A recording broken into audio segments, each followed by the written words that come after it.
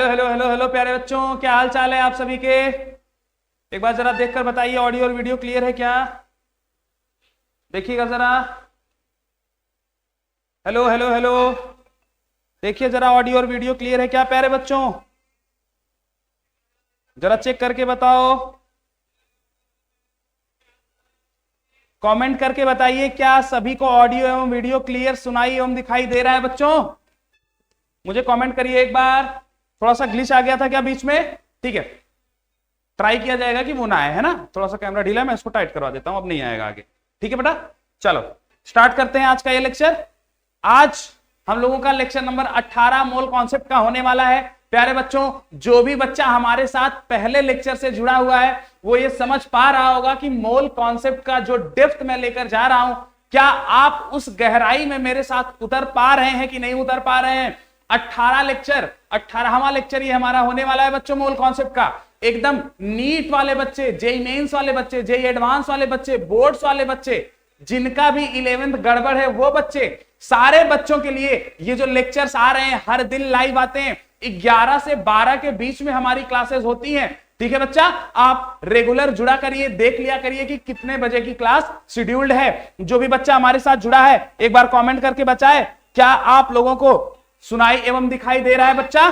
तो 11 से 12 के बीच में बेटा रोज हमारी क्लासेस होती हैं अभी फिलहाल। तो 11 से 12 के बीच में जो भी बच्चे हमारे साथ जुड़ना चाहते हैं वो देख लें कि क्लास कितने टाइम पर शेड्यूल्ड है ना। कभी कभी होता है कि आधे घंटे आगे पीछे हो जाता है, तो वो भी शेड्यूल आपको स्पेसिफाई कर दिया जाता है। ठीक है बेटा, तो उस हिसाब से क्लासेस चालू होती हैं। तो आप सभी समयानुसार लाइव सेशन का जो भी टाइमिंग है उसको देखकर क्लास में जुड़ जाया करिए और साथ में बने रहा करिए। ठीक है बेटा, क्योंकि अच्छे लेवल पर हम इन चीजों को डिस्कस कर रहे हैं। अगर मोल कॉन्सेप्ट में 18 लेक्चर हो गया और अभी 5, 6, 7 लेक्चर आने हैं, तो आप ये समझ लीजिए कि किस डिटेल में, किस डेप्थ में एक चैप्टर चल रहा है। मेरी बात को समझ पा रहे हैं? ठीक है बेटा, तो हमने लास्ट क्लास में क्या डिस्कस किया था? क्या हम लोग आगे बढ़े क्या? अगर कोई बच्चा ये वीडियो देख रहा है, मौजूद है क्लास में, तो एक बार कमेंट करके बताए यस सर, हमें चीजें समझ में आ रही हैं। बताइए जी, देवेंद्र यादव जी, क्या आप क्लास में मौजूद हैं? आपने कमेंट किया जय श्री कृष्ण, जय श्री कृष्ण बेटा। ठीक है, चलो हम उन लोगों में से नहीं है जो गूगल पर हैं और लोग हमें गूगल पर ढूंढते हैं। तो ठीक है, आपको गूगल पर ही नहीं, आपको लिंक्डइन, आपको इंस्टाग्राम, आपको फेसबुक, हर जगह ढूंढा जाएगा देवेंद्र यादव जी। तो आप अच्छे काम करिए, ऐसा काम करिए कि आपको लोग हर जगह ढूंढे, हर जगह देखें। ठीक है देवेंद्र जी, चलिए स्टार्ट करते हैं इस लेक्चर को प्यारे बच्चों। आइए लेक्चर नंबर 18 हम लोग स्टार्ट करते हैं। लास्ट क्लास में मैंने आपसे क्या डिस्कशन किया था, वहां से आज के लेक्चर को उठाता हूं। तो मास्टर, लास्ट क्लास में आपने क्या डिस्कस किया था बताता हूं बेटा। लास्ट क्लास में हमने 2 मेन मुद्दों पर डिस्कस किया था। एक था हमारा डाइल्यूशन। क्या? डाइल्यूशन। डाइल्यूशन क्या होता है मास्टर? जैसे मैंने ये सोल्यूशन बनाया, सोल्यूशन में सल्यूट और सॉल्वेंट होता है। मान लेता हूं कि मेरा सल्यूट था NaOH, सोडियम हाइड्रोक्साइड। NaOH ये सल्यूट है, इसका मैंने एक सोल्यूशन बनाया। इसका सोल्यूशन मान लो मोलैरिटी, मोलैरिटी बेटा कंसंट्रेशन को रिप्रेजेंट किया जाता है कि कौन सा सोल्यूशन कितना कंसंट्रेटेड है, उसको नापने का एक तरीका है मोलैरिटी। बहुत सारे तरीके हैं, मोलैरिटी हो गया, मोलैलिटी हो गया, वेट बाय वेट परसेंटेज हो गया, वेट बाय वॉल्यूम परसेंटेज हो गया, वॉल्यूम बाय वॉल्यूम परसेंटेज हो गया, लेकिन मोलैरिटी भी उसका एक रिप्रेजेंटेशन है। तो मोलैरिटी इस सोल्यूशन का मान लो दिया है 2 मोलर। ठीक है बच्चा, मान लो इसमें इस सोल्यूशन का जो वॉल्यूम था वो था 2 लीटर। तो मैंने एक सोल्यूशन बनाया जिसका कंसंट्रेशन 2 मोलर दे रखा है, वॉल्यूम दे रखा है 2 लीटर। ठीक है क्या? अब मैंने क्या किया, इसमें वाटर मिला दिया। क्या मिला दिया? पानी मिला दिया, H2O लिक्विड। ठीक है, वाटर मिला दिया। तो सोचकर देखो, अगर आप ऐसा समझिए कि आपने नमक पानी बनाया है, अगर आपको चाहिए कि यार ये थोड़ा सा नमकीन बन गया है, जो आपने नमक पानी बनाया पीने के लिए थोड़ा नमकीन बन गया, तो आप क्या करते हैं? पानी डाल देते हैं। तो पानी डालने से क्या होता है, जो कंसंट्रेशन था नमक पानी के मिक्सचर का वो क्या होता है? कम हो जाता है। इसका मतलब जैसे ही मैं इसमें वाटर ऐड करूंगा, ये जो इनिशियल कंसंट्रेशन था ये बदल जाएगा। बदल कैसे जाएगा बेटा? ये आपका अभी भी NaOH सोल्यूशन ही रहेगा, लेकिन क्योंकि आपने इसमें वाटर ऐड किया है, वाटर ऐड किया है प्यारे बच्चों, तो जो ये तो आपका इनिशियल मोलैरिटी थी, कंसंट्रेशन था, इनिशियल वॉल्यूम था, लेकिन पानी डालने के बाद जो कंसंट्रेशन होगा, मोलैरिटी होगी, आप सोच पा रहे हैं वो घट जाएगी। अरे भाई, नमक पानी पहले ज्यादा कंसंट्रेटेड था, ज्यादा नमकीन लग रहा था, आपने पानी डाला तो अब वो न्यूट्रलाइज हो गया, मतलब उसका कंसंट्रेशन घट गया। तो देखो, डाइल्यूशन का मतलब क्या है? सॉल्वेंट का ऐड करना है। किस चीज का एडिशन बच्चों? सॉल्वेंट का। तो उससे कंसंट्रेशन क्या होता है? घट जाता है। कंसंट्रेशन घटता है कैसे? क्योंकि वॉल्यूम बढ़ जाता है। तो जब आप पानी डालेंगे तो पानी ज्यादा हो जाएगा, वॉल्यूम बढ़ जाएगा, वॉल्यूम बढ़ जाएगा तो कंसंट्रेशन कम हो जाएगा, मोलैरिटी कम हो जाएगी। क्या आपको ये एस्पेक्ट समझ में आ रहा है? इसी को बोलते हैं डाइल्यूशन। अच्छा, डाइल्यूशन में जितना NaOH यहां था प्यारे बच्चों, उतना ही NaOH यहां होगा, क्योंकि डाइल्यूशन में आपने नमक के साथ, जैसे मैंने आपसे कहा नमक पानी में आपने पानी डाला, क्या नमक के साथ कोई छेड़छाड़ किया? क्या नहीं किया। एक मिनट वेट करेंगे प्यारे बच्चों, थोड़ा सा ग्लिच है, वेट करिए सब, थोड़ा अगर हो सके तो देख लीजिए। एक बार उसको जरा सा जो टाइट कर दीजिए, अगर ग्लिच ना आए फिर से। करवा रहा हूं बेटा, घबराइए नहीं, 1 मिनट वेट करिएगा, 1 मिनट वेट करिएगा, एक बार मैं उसको सही करवा रहा हूं ना, ग्लिच आ सकती है, वेट करिएगा। ठीक है, अब शायद ना आए, मैंने उसको एक बार रेक्टिफाई करवा दिया है बच्चों। तो अगर फिर भी आ जाता है तो 2-3 सेकंड की बात है, मैक्स टू मैक्स 5 सेकंड की, उसको होल्ड ऑन करिएगा, उस पर बने रहिएगा, कोई दिक्कत वाली बात नहीं है। तो क्या आप सभी प्यारे बच्चों को डाइल्यूशन समझ में आया? तो डाइल्यूशन क्या है? डाइल्यूशन बच्चा किसी सॉल्यूशन में सॉल्वेंट के एडिशन को ही डाइल्यूशन बोलते हैं। डाइल्यूशन में होता क्या है मास्टर? डाइल्यूशन में कभी भी सॉल्यूट की मात्रा बदलती नहीं है। अब सॉल्यूट क्या है? जैसे यहाँ पे NaOH था, तो NaOH जितना पहले था उतना ही NaOH डाइल्यूशन के बाद भी रहेगा। तो यही एक मेन मुद्दा है जो आपको पकड़ कर रखना है कि साहब डाइल्यूशन में सॉल्यूट की मात्रा में कोई भी बदलाव होने वाला नहीं है। सॉल्यूट आपका NaCl हो सकता है, सॉल्यूट आपका NaOH हो सकता है, सॉल्यूट आपका KOH हो सकता है, तो सॉल्यूशन में जो सॉल्यूट होगा उसका मात्रा बदलने वाला नहीं है। ठीक है सर, ये चीज समझ गया। अच्छा, और कुछ होता है क्या? जी नहीं, अगर आपने डाइल्यूशन का ये पॉइंट पकड़ लिया तो आपसे कहानी क्लियर हो जाएगी। डाइल्यूशन में सॉल्यूट की मात्रा बदलने वाली नहीं है। अब सॉल्यूट की मात्रा 2 टर्म्स में नापी जाती है प्यारे बच्चों। एक तो होता है बच्चा उसका मोल और दूसरा होता है उसका वेट। भैया सॉल्यूट कितना मोल है या फिर सॉल्यूट का कितना मास है। जो भी बच्चे हमारे साथ जुड़े हुए हैं एक बार कॉमेंट करके बताइए, क्या आपको पॉइंट्स समझ में आ रहे हैं? मोल कॉन्सेप्ट का ये बहुत ही मजेदार लेक्चर हम लोग डिस्कस कर रहे हैं। तो बच्चों हम लोग डाइल्यूशन मैंने आपको लास्ट क्लास में पढ़ा दिया था। ठीक है साहब, और क्या बताया था? और एक चीज मैंने आपसे बताया था कि mixing of solutes, mixing of solute, mixing of solute of different solution. तो अगर हम एक से ज्यादा सॉल्यूशन के सॉल्यूट को मिक्स करते हैं तो क्या होता है? मतलब मास्टर क्या कहना चाहते हो? जैसे मान लीजिए ये कंटेनर है प्लस ये दूसरा कंटेनर है, इसमें NaOH का सॉल्यूशन था सोडियम हाइड्रोक्साइड का, इसमें भी NaOH का सॉल्यूशन था सोडियम हाइड्रोक्साइड का।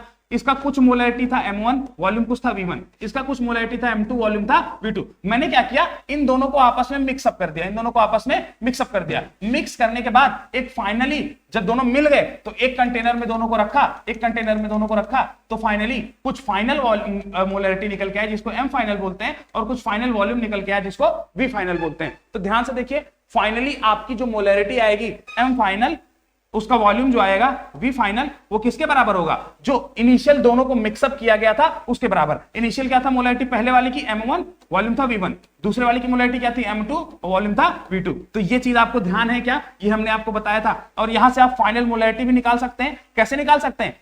M final equal to M1V1 plus M2V2 divided by V final. V final होगा क्या? अरे भाई फाइनल वॉल्यूम क्या होगा? अरे इसका अगर 100 ml था, इसका 200 ml, तो जब दोनों को मिलाओगे तो V फाइनल क्या निकल के आएगा? Final volume. 100 ml 200 ml को मिलाकर एक कंटेनर में डाल दोगे तो 300 ml हो जाएगा। मतलब V फाइनल कुछ और नहीं, V1 प्लस V2 ही रहेगा। तो आप इस चीज को ध्यान दीजिए। आप क्या लिख सकते हैं? V final is equal to V1 plus V2। तो आप V फाइनल को यहां पे नीचे लाइए, सेम फॉर्मूला आपका कन्वर्ट हो जाएगा कि अगर आपने दो सॉल्यूट के सॉल्यूशंस को मिक्सअप किया है, दो सॉल्यूट के सॉल्यूशंस को मिक्सअप किया है, तो फाइनल जो मोलैरिटी आएगी, फाइनल जो कंसंट्रेशन आएगा प्यारे बच्चों मेरे लाल, वो किसके बराबर आएगा? M1V1 plus M2V2 divided by V1 plus V2। अच्छा, अगर आपने एक सोल्यूशन और मिलाया होता तो सेम NaOH का एक सोल्यूशन और मिलाया होता तो 3 है, तो 3 का क्या हो जाता? M final is equal to M1V1 plus M2V2 plus M3V3 divided by V1 plus V2 plus V3 ऐसे हो जाता। 4 सॉल्यूशंस मिलाते तो M1V1 plus M2V2 plus M3V3 plus M4V4 divided by V1 plus V2 plus V3 plus V4 is equal to M final. क्या आप इस चीज को समझ पा रहे हैं? तो हमने 2 केस डिस्कस किए। कौन से 2 केस? एक डाइल्यूशन वाला केस और एक सोल्यूशन के मिक्सिंग वाला केस। बोलो बात समझ में आ गई? दोनों में एक ही बात कॉमन है। क्या बात कॉमन है? दोनों में एक ही बात कॉमन है कि initial M initial V initial is equal to M final V final. इस बात को ध्यान रखिएगा कि फाइनली अब ये देखो M फाइनल V फाइनल जब डाइल्यूशन होगा प्यारे बच्चों, तो डाइल्यूशन करेंगे तो आप सीधे लिख सकते हैं, लेकिन जब मिक्सिंग करेंगे तो मिक्सिंग करते वक्त इनिशियली केवल एक थोड़ी रहेगा, एक सोल्यूशन थोड़ी था, 2 सोल्यूशन था। तो M1V1 प्लस M2V2 वो किसके बराबर आ जाएगा? M फाइनल V फाइनल के। लेकिन अगर आपने डाइल्यूशन किया है तो आप सीधा लिख सकते हैं M initial V initial is equal to M final V final. तो डाइल्यूशन का केस ये है। अगर आपने मिक्सिंग किया है 3 सॉल्यूशंस का तो आप कैसे लिखेंगे, M1 V1 प्लस M2 V2 प्लस M3 V3 is equals to M final V final. वो लोग कहानी समझ में आ रही है लिखने की, नहीं समझ में आ रही है, तो आप कैसे लिखेंगे, आप क्वेश्चंस को कैसे अटेम्प्ट करेंगे, इस चीज को समझ में आ रहा है। ये सारी चीजें मैंने लास्ट क्लास में डिस्कस करा दी है, फिर भी मैं रिवाइज कराऊंगा। क्यों रिवाइज करा रहे हो मास्टर, ताकि आज की क्लास में मैंने आपको एक क्वेश्चन दिया वो आप समझ पाए। चलिए मास्टर ये सब कथा क्यों कह रहे हो, क्योंकि अब हम एक क्वेश्चन डिस्कस करने जा रहे हैं। उस क्वेश्चन को आप देखिए लास्ट क्लास में, देखिए तो आज हमको ये सारी चीजें पढ़ानी है आपको। Strong electrolytes, acid base neutralization क्या होता है, प्रेसिपिटेशन रिएक्शन क्या होती है। तो इसको बताने से पहले, इसको समझाने से पहले मैं आपको एक क्वेश्चन दे रहा हूं, वो पिछली क्लास पर बेस्ड है, उससे आपका जो रिवीजन है वो भी हो जाएगा और आप फिर आगे बढ़ते हैं। चलिए देखिए ये आपका क्वेश्चन है। क्वेश्चन क्या कह रहा है बेटा, what is the volume of 40% weight by weight NaOH aqueous solution, जिसकी डेंसिटी आपको दे रखी है, is required to prepare 2 molar 5 litre of NaOH solution. Options आपके सामने। अब क्वेश्चन कह क्या रहा है वो समझा देता हूं, फिर तुम्हें 2 मिनट का समय देता हूं, मुझे सॉल्व करके बताओ आंसर। क्वेश्चन ये कह रहा है प्यारे लाल कि एक सॉल्यूशन है, इनिशियली एक सॉल्यूशन था, जो सॉल्यूशन है वो किसका है, NaOH एक्वस का। किसका सॉल्यूशन है प्यारे बच्चों, NaOH का। NaOH एक्वस का मतलब सॉल्वेंट वाटर रहा होगा, एक्वस का मतलब होता है बच्चों कि सॉल्वेंट वाटर था, तो NaOH एक्वस का एक सॉल्यूशन था। अब वो जो सॉल्यूशन है उसमें उस सॉल्यूशन का जो भी वेट है NaOH का वो कितना है, 40%। तो इसका कंसंट्रेशन वेट बाय वेट के टर्म्स में दे रखा है। इसमें ये कह रहा है कि इसका 40% वेट बाय वेट कौन है, NaOH। मतलब NaOH का जो भी सॉल्यूशन है उसका बाय वेट 40% कौन होगा, NaOH। मतलब अगर सॉल्यूशन 100 ग्राम का है तो उसमें 40% मतलब 40 ग्राम कौन होगा, NaOH होगा। ये आपकी पहली कहानी दे रखी है। अब वो कह रहा है कि इसमें मैंने कुछ कार्य किया। कैसा कार्य किया मुझे नहीं पता, मैंने इसमें डाइल्यूशन किया कि मिक्सिंग किया मुझे नहीं पता, लेकिन फाइनली ये जो सॉल्यूशन था इसका फाइनल जो कंसंट्रेशन निकल कर आता है प्यारे बच्चों, वो निकल के आ रहा है M final is equal to, ये देखो 2 मोलर, और फाइनल जो वॉल्यूम निकल के आ रहा है वो आपको दे रहा है क्या, 5 लीटर। अब आपसे क्वेश्चन पूछ क्या रहा है, क्वेश्चन पूछ रहा है what is the volume of 40%। अब क्वेश्चन कह रहा है कि एक NaOH का सॉल्यूशन था जिसमें NaOH 40% था, मैंने उसमें कुछ किया, अब या तो मैंने डाइल्यूशन किया होगा या तो मिक्सिंग की होगी, जिससे उसका फाइनल मोलैरिटी 2 मोलर हो गया और फाइनल वॉल्यूम 5 लीटर हो गया। तो ये बताइए कि जो इनिशियल सॉल्यूशन था NaOH का, उसका वॉल्यूम कितना रहा होगा, क्या मेरे बच्चे ये क्वेश्चन कर पाएंगे, क्या कर पाओगे क्या बेटा। तो इसमें कैसे लगाओगे, बस तुमको यही खेल करना है, M initial V initial is equals to M final V final. इसी हिसाब से आपको कैलकुलेशन करना है। आपको मैंने फॉर्मूला बता दिया, आपको मैंने बता दिया कि क्वेश्चन कह क्या रहा है, बस अब आपके पास 2 मिनट का पूरा समय है, आप इस क्वेश्चन को हल कर मुझे दीजिए। मैं यहां पर आपके सामने क्वेश्चन टाइमर लगा देता हूं। 2 मिनट का समय लगा दिया जाए क्या प्यारे बच्चों, चलो 2 मिनट का समय ले लो तुम भैया, ये लो 2 मिनट का समय है तुम्हारे पास, मैंने दे रखा है आपको। आप इसको फर्स्ट क्लास सॉल्व करिए। 2 मिनट तो ज्यादा हो जाएगा क्या, 1 मिनट 50 सेकंड कर देते हैं, 1 मिनट 30 सेकंड, ठीक है। 1 minute and 30 second is your timer. और समय सीमा चालू हो गई है, जरा सॉल्व करिए, सॉल्व करके बताइए प्यारे बच्चों, जो भी स्टूडेंट यहाँ पर मौजूद है मुझे बताइए क्या आप इस क्वेश्चन को कर पा रहे हैं। मैंने क्वेश्चन समझा दिया, कह क्या रहा है, क्वेश्चन में दिया क्या हुआ है वो बता दिया, क्वेश्चन किस फॉर्मूले से लगेगा वो भी बता दिया। अब इसको सॉल्व आउट करिए और मुझे बताइए।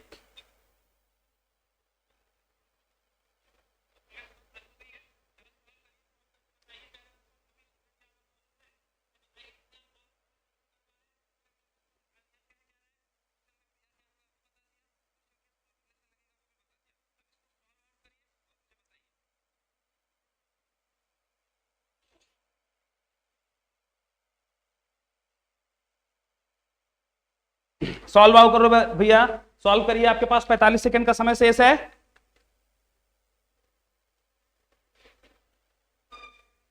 हल करो भैया।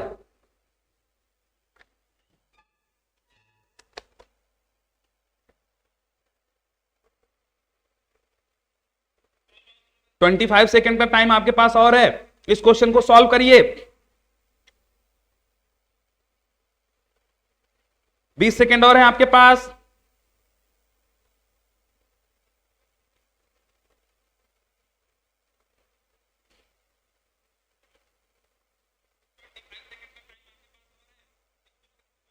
चलिए भैया, समय सीमा समाप्त होती है, आइए इसको सॉल्व आउट किया जाए। आगे बढ़े, इसको सॉल्व करते हैं बेटा।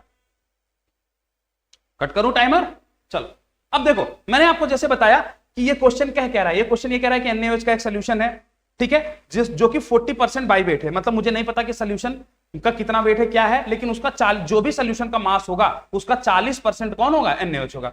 अब मैंने उसमें कुछ किया, या तो मैंने मिक्सिंग की ऊपर से, या तो मैंने H2O डाल के डाइल्यूशन कर दिया, लेकिन फाइनल जो मोलैरिटी निकल के आ रही है वो 2 मोलर आ रही है और वॉल्यूम आ रहा है 5 लीटर। अब मुझसे पूछा जा रहा है कि बताओ इनिशियल जो सोल्यूशन था उसका वॉल्यूम कितना रहा होगा, ये पूछ रहा है। तो जरा बताओ प्यारे बेटो, कैसे करोगे इस क्वेश्चन को? मैंने आपसे बताया कि साहब जितना इनिशियल आपका मोलैरिटी रहा होगा उसको इनिशियल मोलैरिटी से, initial molarity into initial volume, initial molarity into initial volume is equal to final molarity multiplied by final volume. अच्छा, ये होता क्या है? आप देखिए ना, मोलैरिटी होता क्या है? मोल्स अपॉन वॉल्यूम, यही तो होता है। तो मोल्स क्या हो जाएंगे? Molarity multiplied by volume. तो जो भी मोल्स रहे होंगे मोलैरिटी मल्टीप्लाइड बाय इनिशियली, वही तो फाइनली निकल के आ रहे होंगे। तो आप ध्यान से समझिए बच्चा, हमने क्या किया? Molarity multiplied by volume initial is equal to molarity multiplied by volume final. हाँ, अगर डाइल्यूशन होगा तो जो मोल्स इनिशियल रहेंगे वही मोल्स फाइनल होंगे, लेकिन अगर डाइल्यूशन की जगह मिक्सिंग हुआ होगा तो हमको क्या करना पड़ेगा? सारे जितने भी मोल्स मिक्स होंगे उसको ऐड करके देना पड़ेगा। मैंने आपको लास्ट अभी 2 मिनट पहले यही बात बताई। तो देखिए जरा, इनिशियली क्या आपको मोलैरिटी नोन है क्या? नहीं नोन है, लेकिन क्वेश्चन ने आपको एक कंसंट्रेशन टर्म दे रखा है 40% वेट बाय वेट NaOH। तो 40% वेट बाय वेट NaOH से आपको मोलैरिटी निकालना पड़ेगा, तब आप इनिशियल मोलैरिटी यहां पर रख पाएंगे। भैया इनिशियल मोलैरिटी के लिए मुझे कहानी दे रखी है क्या? 40% weight by weight of NaOH। क्या ये कहानी समझ में आ रही है? क्या वॉल्यूम इनिशियल पता है क्या? नहीं मास्टर, यही तो निकालना है। अच्छा, फाइनल मोलैरिटी क्या आपको दे रखी है क्या? हाँ जी बिल्कुल दे रखी है, 2 मोलर। क्या फाइनल वॉल्यूम आपको दे रखा है क्या? हाँ मास्टर, 5 लीटर। तो मुझे देखो ना, ये क्वेश्चन में आपको ये देखिए भैया, फाइनल मोलैरिटी आपको दे रखी है 2 मोलर, फाइनल वॉल्यूम आपको दे रखा है 5 लीटर। तो इसका मतलब फाइनल मोलैरिटी और फाइनल वॉल्यूम मुझे दे रखा है, और इनिशियल मोलैरिटी को निकालने के लिए कहानी उसने रच रखी है 40% वेट बाय वेट NaOH। अगर आप ये मोलैरिटी निकाल लेते हैं यहां से, ये तो वेट बाय वेट परसेंटेज है, अगर आप वेट बाय वेट परसेंटेज से मोलैरिटी निकाल पाए तो आप V इनिशियल आराम से निकाल लेंगे, M final V final divided by M initial करके। तो इसका मतलब मेरा V इनिशियल कैसे निकलेगा? M final into V final divided by M initial, यही करना पड़ेगा। तो यही कहानी आपको करनी है। अब देखो जरा, M इनिशियल मुझे निकालना है, मोलैरिटी इनिशियली कितना थी, इनिशियली मोलैरिटी कितना थी, उसके लिए मुझे यहां पर कहानी दे रखी है 40% वेट बाय वेट NaOH। तो 40% वेट बाय वेट NaOH का क्या मतलब है? 40 ग्राम NaOH is present in 100 gram of solution. तो सोल्यूशन के वेट बाय वेट का मतलब है बच्चा कि अगर 100 ग्राम का सोल्यूशन है तो 100 ग्राम का सोल्यूशन है तो उसमें से जितना परसेंटेज बाय वेट है उतना परसेंट क्या होगा? सोल्यूट होगा। यहाँ पे क्वेश्चन कर रहा है कि 40% वेट बाय वेट है तो सेकंड वाला वेट सोल्यूशन के लिए होता है, तो 100 ग्राम सोल्यूशन में 40 ग्राम कौन होगा? आपका NaOH होगा, जो कि यहाँ पर क्या है? सोल्यूट। तो आपका यहां से आप पता कर सकते हैं कि ये जो 40 ग्राम है बच्चों, ये क्या है? मास ऑफ सोल्यूट या वेट ऑफ सोल्यूट। तो यहां से आपको ये पता चल गया कि वेट ऑफ सोल्यूट कितना है, वो कितना है प्यारे बच्चों? 40 ग्राम है। अगर आपको वेट ऑफ सोल्यूट पता चल गया, तो क्या आप मोल्स ऑफ सोल्यूट निकाल सकते हैं? बिल्कुल निकाल सकते हैं सर। तो सर मोल्स ऑफ सोल्यूट क्या हो जाएगा? मोल्स ऑफ सोल्यूट क्या हो जाएगा मास्टर? मोल होता है weight divided by molecular weight. तो सोल्यूशन का वेट तो मुझे पता ही है 40 ग्राम, सोल्यूशन का वेट तो मुझे पता ही है 40 gram divided by molecular weight. NaOH का मॉलिक्यूलर वेट होता है प्यारे बच्चों 40 ग्राम पर मोल। कितना होता है NaOH का मॉलिक्यूलर वेट? 40 ग्राम पर मोल। तो आप इसको डिवाइड करिए, कट जाएगा, कितना मोल निकल के आ जाएगा? 1 मोल। कितना मोल आ गया? 1 मोल। तो क्या मेरे बच्चों आप मोल्स ऑफ NaOH या मोल्स ऑफ सोल्यूट निकाल पाए हैं क्या? 1 मोल NaOH आ गया। क्या यहां तक की कहानी क्लियर है? क्योंकि मोलैरिटी निकालने के लिए moles upon volume in solution करना है, तो मोलैरिटी निकालने के लिए सबसे पहले मैंने क्या निकाला? Moles of solute. कैसे निकाला? वेट बाय वेट परसेंटेज दिया था तो मुझे पता चल गया 40 ग्राम सोल्यूट होगा 100 ग्राम सोल्यूशन में, तो मेरा सोल्यूशन का वेट तो है 100 ग्राम, लेकिन सोल्यूट का वेट कितना है? 40 ग्राम। तो सोल्यूट का वेट पता चल गया तो सोल्यूट का मोल निकाल दिया। बोलो बात समझ में आ गई क्या? अब आप क्या वॉल्यूम ऑफ सोल्यूशन निकाल सकते हैं? बिल्कुल निकाल सकते हैं। कैसे भैया? वॉल्यूम ऑफ सोल्यूशन अगर 100 ग्राम वेट है तो वेट से वॉल्यूम पे जाया जा सकता है, बशर्ते मुझे क्या पता हो? डेंसिटी पता हो। तो ध्यान से समझना, वेट ऑफ सोल्यूशन आपको मैं अगले पेज पे लिख दूं क्या? तो मोल्स ऑफ सोल्यूट आ चुका है, कितना आया प्यारे बच्चों? 1। अब मैं निकाल रहा हूं वॉल्यूम ऑफ सॉल्यूशन। तो वॉल्यूम ऑफ सॉल्यूशन के लिए मुझे क्या करना पड़ेगा, मुझे वेट ऑफ सॉल्यूशन दिया है, वेट ऑफ सॉल्यूशन कितना है, अगर वेट ऑफ सॉल्यूशन है 100 ग्राम, अरे भाई यही तो था कहानी, क्या तुम्हें समझ में आ रहा है, वेट ऑफ सॉल्यूशन कितना है 100 ग्राम है। अच्छा मास्टर वेट ऑफ सॉल्यूशन 100 ग्राम है, देखो ना 40 gram is present in 100 gram of solution, तो 100 ग्राम क्या है, सॉल्यूशन का वेट है, ठीक है। तो वेट ऑफ सॉल्यूशन आ गया 100 ग्राम, तो सॉल्यूशन का वेट पता चल गया, तो मैं डेंसिटी क्या होता है, मास डिवाइडेड बाय वॉल्यूम। तो यहां से क्या, मैं डेंसिटी अगर मास डिवाइडेड बाय वॉल्यूम होता है, तो मुझे अगर वेट पता चल गया तो क्या मैं वॉल्यूम निकाल सकता हूं। जी हाँ सर, वॉल्यूम कैसे निकलेगा, अरे भैया वॉल्यूम कैसे निकलेगा, वॉल्यूम का क्या हो जाएगा, वॉल्यूम किधर लाओ, डेंसिटी को नीचे लाओ, वॉल्यूम हो जाएगा mass divided by density, volume तो ये हो जाएगा ना। तो वॉल्यूम ऑफ सॉल्यूशन निकाल लेते हैं, वॉल्यूम ऑफ सॉल्यूशन क्या आएगा मेरे लाल, वॉल्यूम ऑफ सॉल्यूशन आ जाएगा मास ऑफ सॉल्यूशन या फिर weight of solution divided by density of solution, divided by density of solution. तो मास ऑफ सॉल्यूशन आपको पता है 100 ग्राम में मास ऑफ सॉल्यूशन, डेंसिटी कितना है, डेंसिटी भी आपको क्वेश्चन में दे रखी है, ध्यान से देखिए डेंसिटी क्या है, ये देखो डेंसिटी 1.25 ग्राम पर एमएल, तो डेंसिटी से डिवाइड कर दो बेटा, डेंसिटी से डिवाइड करिए 1.25 ग्राम पर एमएल। तो जरा मेरे लाल जरा बताइए कितना सॉल्यूशन का वॉल्यूम निकल कर आ जाएगा, इसको आप डिवाइड करेंगे तो आ जाएगा 80 ml, कितना आ जाएगा भैया 80 ml।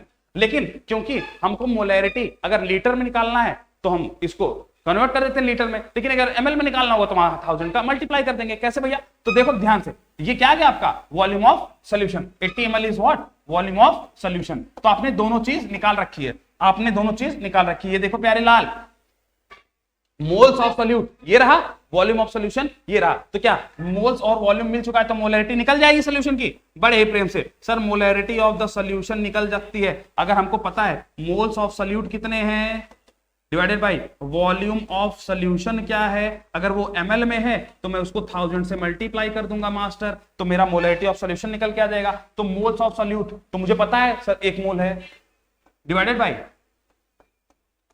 By volume of solution कितना है बच्चों 80 ml, 1000 से मल्टीप्लाई करना पड़ेगा क्योंकि ml में था, तो क्या आंसर निकल के आ जाएगा, क्या आंसर निकल के आ जाएगा भैया, इसको यहां से काट दिया जाए, तो मोलैरिटी कितनी आ गई आपकी, मोलैरिटी आ गई 100 डिवाइडेड बाय 80 मोलर, ये आ गई आपकी molarity of, sorry 100 divided by 8, 80 नहीं बेटा 8, ठीक है 100 डिवाइडेड बाय 8 मोलर, ये आ गई आपकी मोलैरिटी ऑफ द सॉल्यूशन, ये चीज मोलैरिटी आ गई। अब आप पिछले कहानी पे जाइए, देखिए मैंने आपसे क्या समझाया, M initial V initial equal to M final V final, M final आपका था 2, एम इनिशियल वी फाइनल आपका था 5, एम इनिशियल मुझे पता करना था, उसके लिए वेट बाय वेट परसेंटेज दिया था, एम इनिशियल आपने निकाल रखा है, यही तो है मेरा एम इनिशियल 10/8, यही तो है मेरा एम इनिशियल, इनिशियल मोलैरिटी मिल गई है। अब बस फॉर्मूले में चेप दो, कैसे चेपेंगे sir, M initial V initial is equal to M final V final, M initial आ गई sir 100 divided by 8 multiplied by V initial हमको निकालना ही है सर, एम फाइनल हमको पता है 2, वी फाइनल हमको पता है 5, तो वी इनिशियल निकल जाएगा क्या, वॉल्यूम इनिशियल कितना 2 मल्टीप्लाइड बाय 5, अच्छा 8 उधर जाएगा तो मल्टीप्लाई में हो जाएगा 8 डिवाइडेड बाय 100, ये आ जाएगा आपका क्या वी इनिशियल निकल के आ जाएगा प्यारे बच्चों। तो देखो कितना आ जाएगा 2 5 जा 10, 10 2 5 जा 10 और 10 8 जा 80, तो 80 डिवाइडेड बाय 100, 80 डिवाइडेड बाय 100, तो आंसर कितना आ जाएगा, अरे 80 भागे 100 करोगे तो 0.8, तो 0.8 मोलर आ गया क्या आपकी, सॉरी 0.8 लीटर, मोलर कहां है, तो वॉल्यूम है ना, 0.8 लीटर, 0.8 लीटर क्या आ गया, अरे भैया यहां पर आपने क्या रखा है, मोलैरिटी रखी है मोल पर लीटर में, वॉल्यूम आ गया मोलैरिटी मोल पर लीटर, तो आंसर किसमें आएगा, वॉल्यूम का लीटर में, वॉल्यूम का आंसर किसमें आएगा बच्चों, लीटर में आएगा। Good morning, good morning Bhopal, आपका क्या नाम है भैया, अच्छा भोला प्रसाद यादव जी, भोला Prasad Yadav ji very very good morning. क्या आप इस क्लास को देख रहे हैं, क्या क्या आपको चीजें समझ में आ रही हैं, तो 0.8 लीटर वॉल्यूम हमारा निकलकर आ गया है। अगर भोला प्रसाद जी आप इस क्लास में मौजूद है तो कमेंट करके बताइए yes sir I am present, comment करिए yes sir I am present, मैं आपका कमेंट देख रहा हूं। क्या देवेंद्र यादव जी प्रेजेंट है, आप भी कमेंट करिए yes sir I am present. तो जो भी बच्चे इस सेशन को देख रहे हैं वो लाइक करिए, सेशन को लाइक करिए एक बार और कमेंट कर दीजिए कि yes sir I am present. अब जरा ध्यान से समझना प्यारे बच्चों, तो आपका आंसर आ चुका है, कितना आंसर है 0.8 लीटर, क्या आपके ऑप्शन में था 0.8 लीटर, जी हाँ सर ये था ऑप्शन नंबर सी, और यहां से हमारा ये क्वेश्चन टैकल हो जाता है। क्या मेरे बच्चों को ये चीजें समझ में आ रही हैं, क्या मेरे बच्चों को ये चीजें समझ में आ रही हैं, कैसे मैंने इस क्वेश्चन को किया, तो आपको बस यही अप्रोच लगाना है, initial molarity multiplied by initial volume is equals to final molarity multiplied by final volume.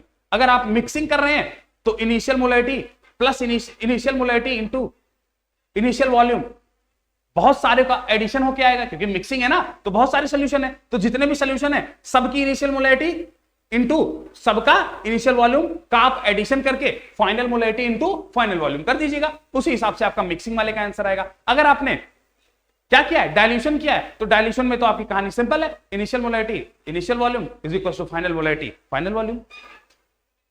क्या मेरे लाल को ये सब बातें समझ में आ रही है? आइए भैया, तो ये यहां तक का हमारा कहानी था, आज हमने ये डिस्कस किया। बोलो बाबू क्या ये क्वेश्चन समझ में आ गया?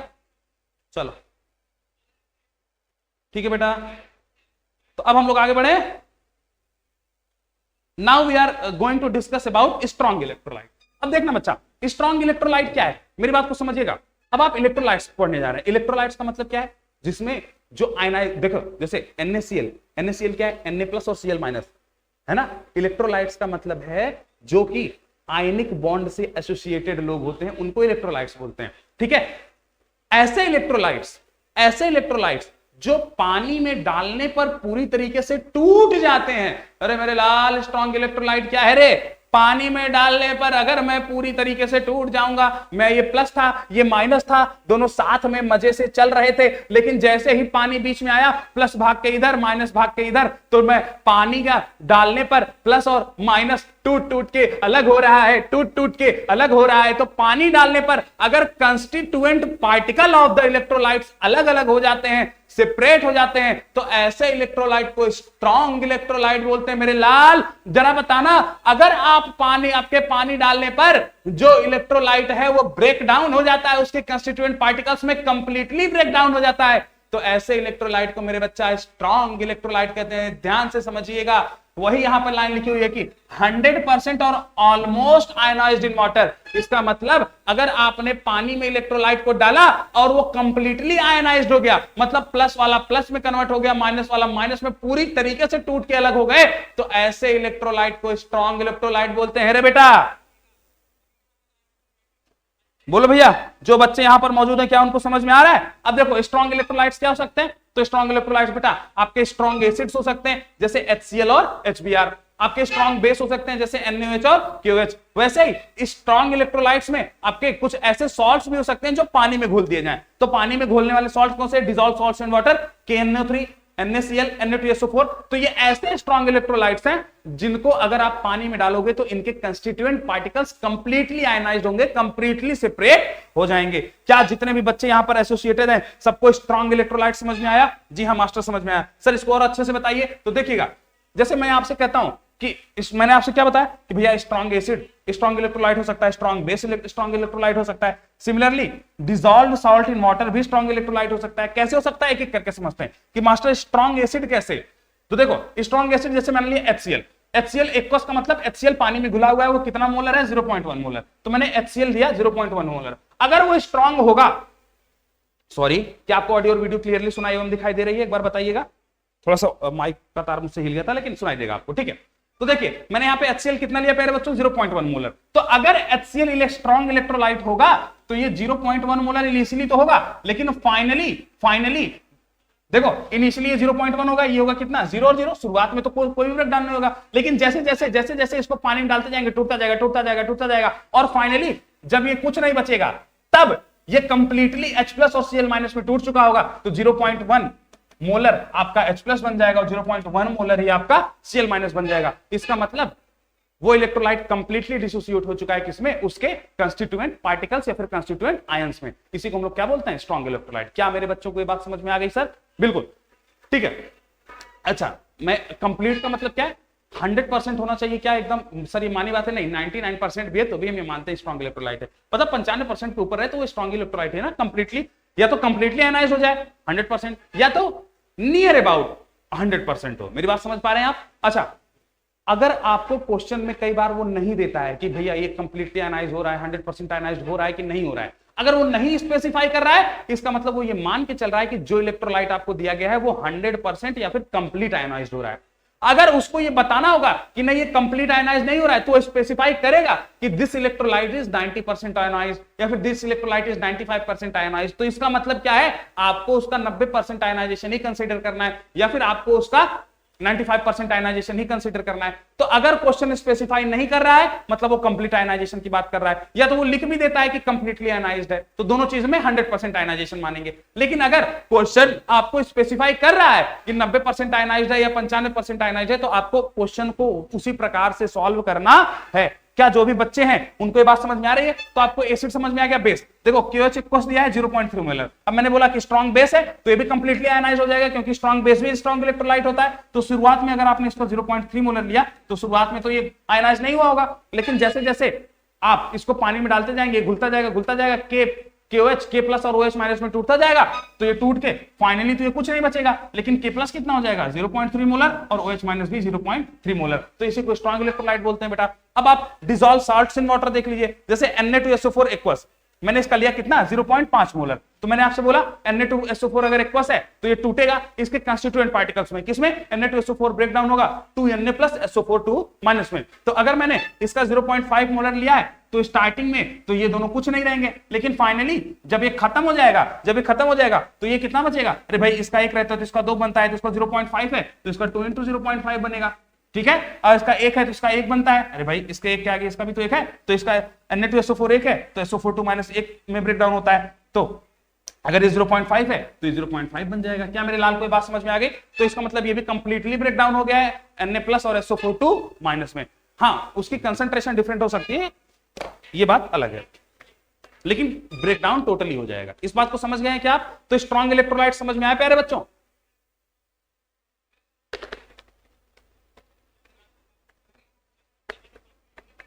अच्छा, सुंदर कुमार झा बोल रहे हैं कि सॉरी सर मैं थोड़ा सा लेट हो गया। कोई बात नहीं सुंदर बेटा, अगर आप लेट हो गए हैं तो मैं आपके लिए फिर से उसको 2 मिनट में कंसाइज कर देता हूं कि मैंने क्या पढ़ाया है। तो मैंने कुछ नहीं पढ़ाया सुंदर, मैंने ये जस्ट लास्ट स्लाइड अभी स्टार्ट की है, स्ट्रॉन्ग इलेक्ट्रोलाइट के बारे में बता रहा था। स्ट्रॉन्ग इलेक्ट्रोलाइट क्या होता है? ऐसे इलेक्ट्रोलाइट्स होते हैं, ऐसे पार्टिकल्स होते हैं जो कि पानी में डालने पर टूट जाते हैं, पूरी तरीके से आयनाइज हो जाते हैं। जैसे मैं आपसे बोलूं कि NaCl को जब पानी में डालोगे तो Na प्लस में टूट जाएगा और Cl माइनस में टूट जाएगा। तो NaCl जो कंपोनेंट था वो ब्रेक आउट हो गया अपने पार्टिकल्स में, अपने कंस्टिट्यूएंट पार्टिकल्स में। किस तरीके से? पूरी तरीके से टूट गया। तो ऐसे इलेक्ट्रोलाइट्स जो पानी में डालने पर पूरी तरीके से टूट जाते हैं मेरे लाल, उसी को बोलते हैं स्ट्रॉन्ग इलेक्ट्रोलाइट्स। क्या बोलते हैं? Strong electrolytes. स्ट्रॉन्ग इलेक्ट्रोलाइट्स आपके स्ट्रॉन्ग एसिड हो सकते हैं जैसे HCl HBr, स्ट्रॉन्ग बेस हो सकते हैं जैसे NaOH KOH, और डिसॉल्व सॉल्ट इन वाटर भी हो सकते हैं जैसे KNO3 NaCl और Na2SO4। तो स्ट्रॉन्ग एसिड, स्ट्रॉन्ग बेस या फिर डिसॉल्व सॉल्ट इन वाटर, ये सब आपके स्ट्रॉन्ग इलेक्ट्रोलाइट्स हो सकते हैं। वही बात मैंने आगे रिप्रेजेंट किया कि भैया स्ट्रॉन्ग इलेक्ट्रोलाइट्स है तो जितना रहेगा वो फाइनली अपने कंस्टिट्यूएंट पार्टिकल में टूट जाएगा।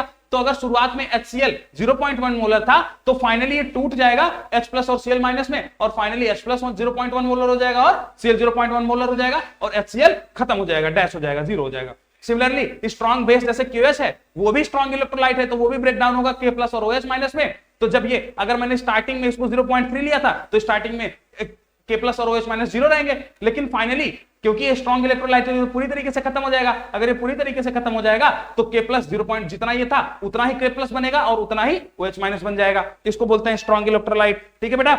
ऐसे Na2SO4 भी है, तो Na2SO4 को अगर मैंने शुरुआत में 0.5 लिया था तो शुरुआत में तो Na प्लस और SO4 2 माइनस 0 रहेंगे, लेकिन फाइनली जब आप इसको पानी में पूरी तरीके से घोल देंगे तो Na2SO4 खत्म हो जाएगा और आपका Na प्लस 2 into Na बन जाएगा और SO4 2 माइनस 0.5 बन जाएगा। क्या मेरे लाल आपको अब ये बात समझ में आ गई क्या? सुंदर कुमार झा जी, मैंने आपके लिए इसको कॉन्साइज पार्ट में एक बार डिस्क्लोज कर दिया, एक बार बता दिया, तो आप कमेंट करके बताइए क्या आपको समझ में आया। चलिए बेटा नेक्स्ट स्लाइड पर आगे बढ़ते हैं। बैरियम, अब देखो ध्यान से, हमने आपसे बोला कि स्ट्रॉन्ग इलेक्ट्रोलाइट 100% आयनाइज्ड होता है। अगर आपका क्वेश्चन स्पेसिफाई नहीं कर रहा है तो आप क्या मानेंगे? 100% आयनाइजेशन मानेंगे। क्या मानेंगे? 100% आयनाइजेशन। लेकिन अगर आपका क्वेश्चन कह रहा है कि आपको इतना परसेंट ही आयनाइजेशन करना है, जैसे 90% आयनाइज्ड है या फिर 30% आयनाइज्ड है, 40% आयनाइज्ड है, 60% आयनाइज्ड है, तो आपको उसी हिसाब से क्वेश्चन को टैकल करना है। एग्जांपल आपके सामने बैरियम नाइट्रेट एक्वस है, 0.1 मोलर दिया गया है। अब मुझसे क्या कह रहा है? एक अजम्पशन लिया गया है कि बैरियम नाइट्रेट इज 90% आयनाइज्ड। तो अगर बैरियम नाइट्रेट 90% आयनाइज्ड है तो बैरियम नाइट्रेट के कंस्टिट्यूएंट पार्टिकल्स 90% ही टूटे होंगे, बाकी बैरियम नाइट्रेट के फॉर्म में नहीं रहेंगे। मेरा कहने का मतलब क्या है, अगर मैंने आपसे कहा कि मैंने 10 पार्टिकल लिए और मैं कहता हूं कि 8 पार्टिकल ही कंप्लीटली आयनाइज्ड होते हैं, तो 2 पार्टिकल तो वैसे ही रहेंगे, बचे जो 8 होंगे वो अपने प्लस और माइनस में टूट जाएंगे। यही कहने का मतलब है। तो यहां पर अगर 90% आयनाइज्ड है तो 10% तो अभी भी बैरियम नाइट्रेट ही रहेंगे, लेकिन जो 90% है वो टूट जाएंगे उसके कंस्टिट्यूएंट पार्टिकल Ba+2 और 2 मॉलिक्यूल ऑफ NO3 माइनस में। तो मेरी बात ध्यान से समझिएगा, बैरियम नाइट्रेट ब्रेक डाउन होता है Ba+2 प्लस NO3 माइनस में, ठीक है। वो तो उसका स्टाइकोमेट्री है कि Ba+2 1 होता है और NO3- 2 होता है अगर एक बैरियम नाइट्रेट आपने लिया है तो, ठीक है क्या। अब ध्यान समझिएगा, अब क्योंकि ये 90% आयनाइज्ड है, अगर 100% आयनाइज्ड होता तो देखो ये 0.1 मोलर है, अगर 100% आयनाइज्ड होता तो फाइनली डिसॉल्व करने के बाद ये भी 0.1 आता और ये भी 0.1 आता। लेकिन क्वेश्चन कह रहा है कि बैरियम नाइट्रेट 90% आयनाइज्ड है, तो अगर 90% आयनाइज्ड है तो मैंने शुरुआत में अगर इसका 0.1 लिया था तो शुरुआत में ये लोग तो 0 0 रहेंगे। ये बात कहानी समझ में आ गई भाई, शुरुआत में मैंने इसका 0.1 लिया तो शुरुआत में ये लोग बनेंगे नहीं। अरे किसी भी रिएक्शन के शुरुआत में प्रोडक्ट बनता है क्या? नहीं बनता। तो अगर शुरुआत में 0.1 है तो प्रोडक्ट 0 0 रहेगा। लेकिन जब जैसे ही आपने उसको पूरी तरीके से पानी में घोल दिया, पानी में घोलने के बाद बैरियम नाइट्रेट 90% टूट जाएगा, तो 90% टूट जाएगा तो कुछ बचेगा, तो कितना बचेगा? 0-1 में से x बच जाएगा। इतना मैंने मान लिया कि इतना बैरियम नाइट्रेट बच रहा है, ठीक है। अब ध्यान समझो, कितना बैरियम नाइट्रेट बचेगा। अब अगर ये x बच रहा है, जितना बचेगा कितना, जितना ये लोग बन गए हैं, जितना ये लोग बने हैं, अगर आप उसमें जितना था उसमें से जितना ये लोग बन गए उसको घटा दीजिए, वही तो बचेगा। तो अगर इसका 0.1 था तो ये 0 0 था। अगर मैंने आपसे कहा कि इसके 0.1 में से x चला गया है, कितना चला गया है? x चला गया। मैं मान लेता हूं कि 90% चला गया, 90% कितना गया? x गया। तो इसका कितना बनेगा? x, क्योंकि इसका स्टोइकियोमेट्री 1 है तो ये x बनेगा, और इसकी स्टोइकियोमेट्री कितना है? 2, तो ये 2x बनेगा। मेरी बात को ध्यान समझिए, जितना ये टूटेगा उतना ही ये बनेगा और उसके डबल ये बनेगा। तो अगर ये x टूट रहा है तो ये x बनेगा और ये 2x बनेगा। अब ध्यान समझिए, क्योंकि आपको कहा है क्वेश्चन में कि बैरियम नाइट्रेट 90% आयनाइज्ड है, तो ये जो बनेगा x जो बनेगा 90% ही तो बनेगा बैरियम नाइट्रेट का। अरे भाई ये 0 था तो x बनेगा कितना? बैरियम नाइट्रेट का 90%। बैरियम नाइट्रेट है कितना? 0.1 मोलर, तो उसका 90% क्या आएगा? 0.1 मल्टीप्लाइड बाय 90 डिवाइडेड बाय 100। अगर आप इसको काटेंगे पीटेंगे तो आपको क्या निकल के आ जाएगा मेरे लाल? ध्यान से समझो, तो क्या निकल के आ जाएगा? 0.09। इसका मतलब x कितना आ गया? 0.09। इसका मतलब ये कितना बनेगा मेरे लाल? 0.09 ये बनेगा, और 0.2 मल्टीप्लाइड बाई 0.09 ये बनेगा। क्या मेरे बच्चे को ये बात समझ में आ गई क्या? कि अब अगर आपका 100% आयनाइज होता तो मैं क्या लिखता? 0.1 2 मल्टीप्लाइड बाय 0.1। लेकिन क्योंकि 90% ही आयनाइज्ड है मेरे लाल, इसलिए मैंने यहां पे क्या लिखा? जितना आप जाइएगा उतना ही आप बनिएगा, उसका डबल आप बनिएगा। अब आप जाइएगा कितना? जितना आप थे उसका 90% ही तो जाइएगा भाई। 100% थोड़ी आयनाइज हो रहा है, 90%। तो आप 90% चले जाएंगे, तो 90% आप चले जाएंगे तो बचेंगे क्या? 0.1 माइनस 0.09, तो ये क्या बच जाएगा? आप बच जाएंगे 0.01। ये आप बैरियम नाइट्रेट लेफ्ट आउट हो जाएगा, इतना बैरियम +2 बन जाएगा और इतना NO3 माइनस बन जाएगा। क्या मेरे लाल को ये बात समझ में आ गई क्या? ठीक है। हाँ, सुरेंद्र कुमार झा जी बोल रहे हैं, yes sir, thank you sir. तो सुरेंद्र कुमार झा जी, क्या आपको ये बात समझ में आ गई मेरे लाल कि कितना कौन बन रहा है, कैसे बन रहा है? क्या आपको ये बात समझ में आ गई? ये क्वेश्चन से आप समझे कि 100% आयनाइजेशन का क्या मतलब है, और अगर आपको कुछ परसेंटेज में आयनाइजेशन दिया है तो उसका क्या सेंस है। क्या आपको ये बात समझ में आ गई बच्चों? चलिए नेक्स्ट स्लाइड पर आगे बढ़ते हैं। अब आइए ध्यान से समझिए, अब मैंने आपसे बोला था ये बात, जो नोट लिखा है वो वही है कि अगर आपको स्पेसिफाइड नहीं है कि कितना % आयनाइजेशन किया जा रहा है तो आप क्या मानते हुए आंसर करेंगे? 100%। क्या मानते हुए आंसर करेंगे? 100%। लेकिन अगर आपको स्पेसिफाइड है कि इतना % आयनाइजेशन हो रहा है तो आप उसी हिसाब से करेंगे। तो if not specified then assume 100% ionization. क्या मेरी बात सबको क्लिक कर रही है बेटा? Surendra Kumar Jha, yes sir. क्या सुरेंद्र जी, क्या आपको लास्ट स्लाइड समझ में आई जो मैंने आपको बताया, जो मैंने आपको समझाया है बैरियम नाइट्रेट का? बैरियम नाइट्रेट वाली स्लाइड आपको समझ में आई?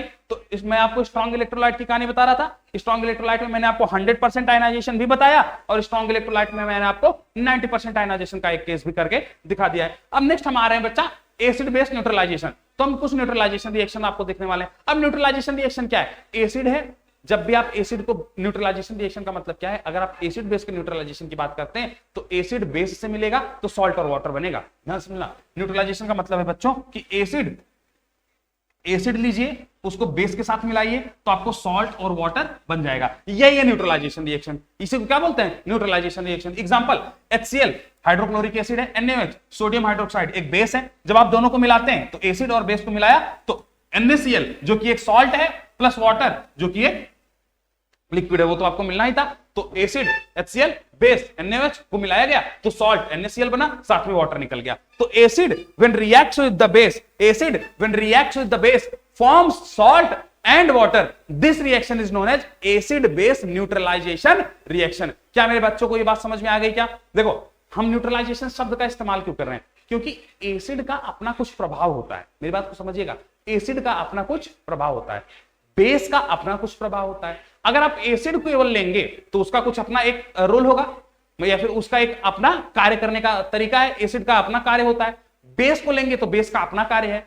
लेकिन जब दोनों को एक ही बर्तन में रख देंगे, एसिड को और बेस को, तो भैया जो काम एसिड का है उसका उल्टा काम बेस का है। तो ऐसे समझिए, दो अपोजिट लोगों को आपने साथ में रख दिया, दो अपोजिट लोगों को साथ में रख दोगे तो बातचीत नहीं करेंगे। हट, वो इधर मुंह कर लेगा, वो इधर, मैं तुमसे बात नहीं करता। हाँ, दो एक जैसे विचार वाले लोगों को साथ में रखिए तो खूब बतियाएंगे। भाई मम्मी को रख दीजिए, भैया लेडीज को रख दो, खूब बतियाएंगे।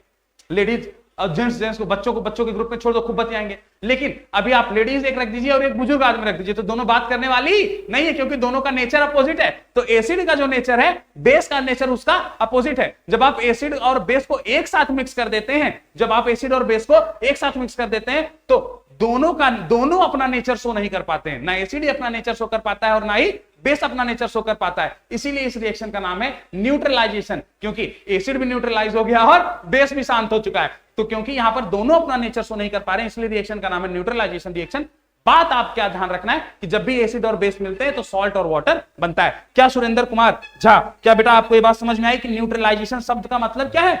ठीक है, एक एग्जांपल आपके सामने और है, HNO3 प्लस KOH इक्वल्स, तो acid plus base is equal to KNO3 जो कि एक सॉल्ट है और उसके साथ वाटर रिलीज हो जाता है। तो एसिड और बेस को आप मिलाएंगे तो सॉल्ट और वाटर बन जाएगा, सॉल्ट और वाटर बन जाएगा। भोला प्रसाद यादव जी, क्या आप मौजूद हैं क्लास में? जरा जो भी बच्चा क्लास में मौजूद है कमेंट करके बताइए, yes sir I am present in the class. और हमें एसिड बेस न्यूट्रलाइजेशन समझ में आ गया है। तो एसिड को बेस से मिलाएंगे तो सॉल्ट और वाटर का फॉर्मेशन हो जाएगा।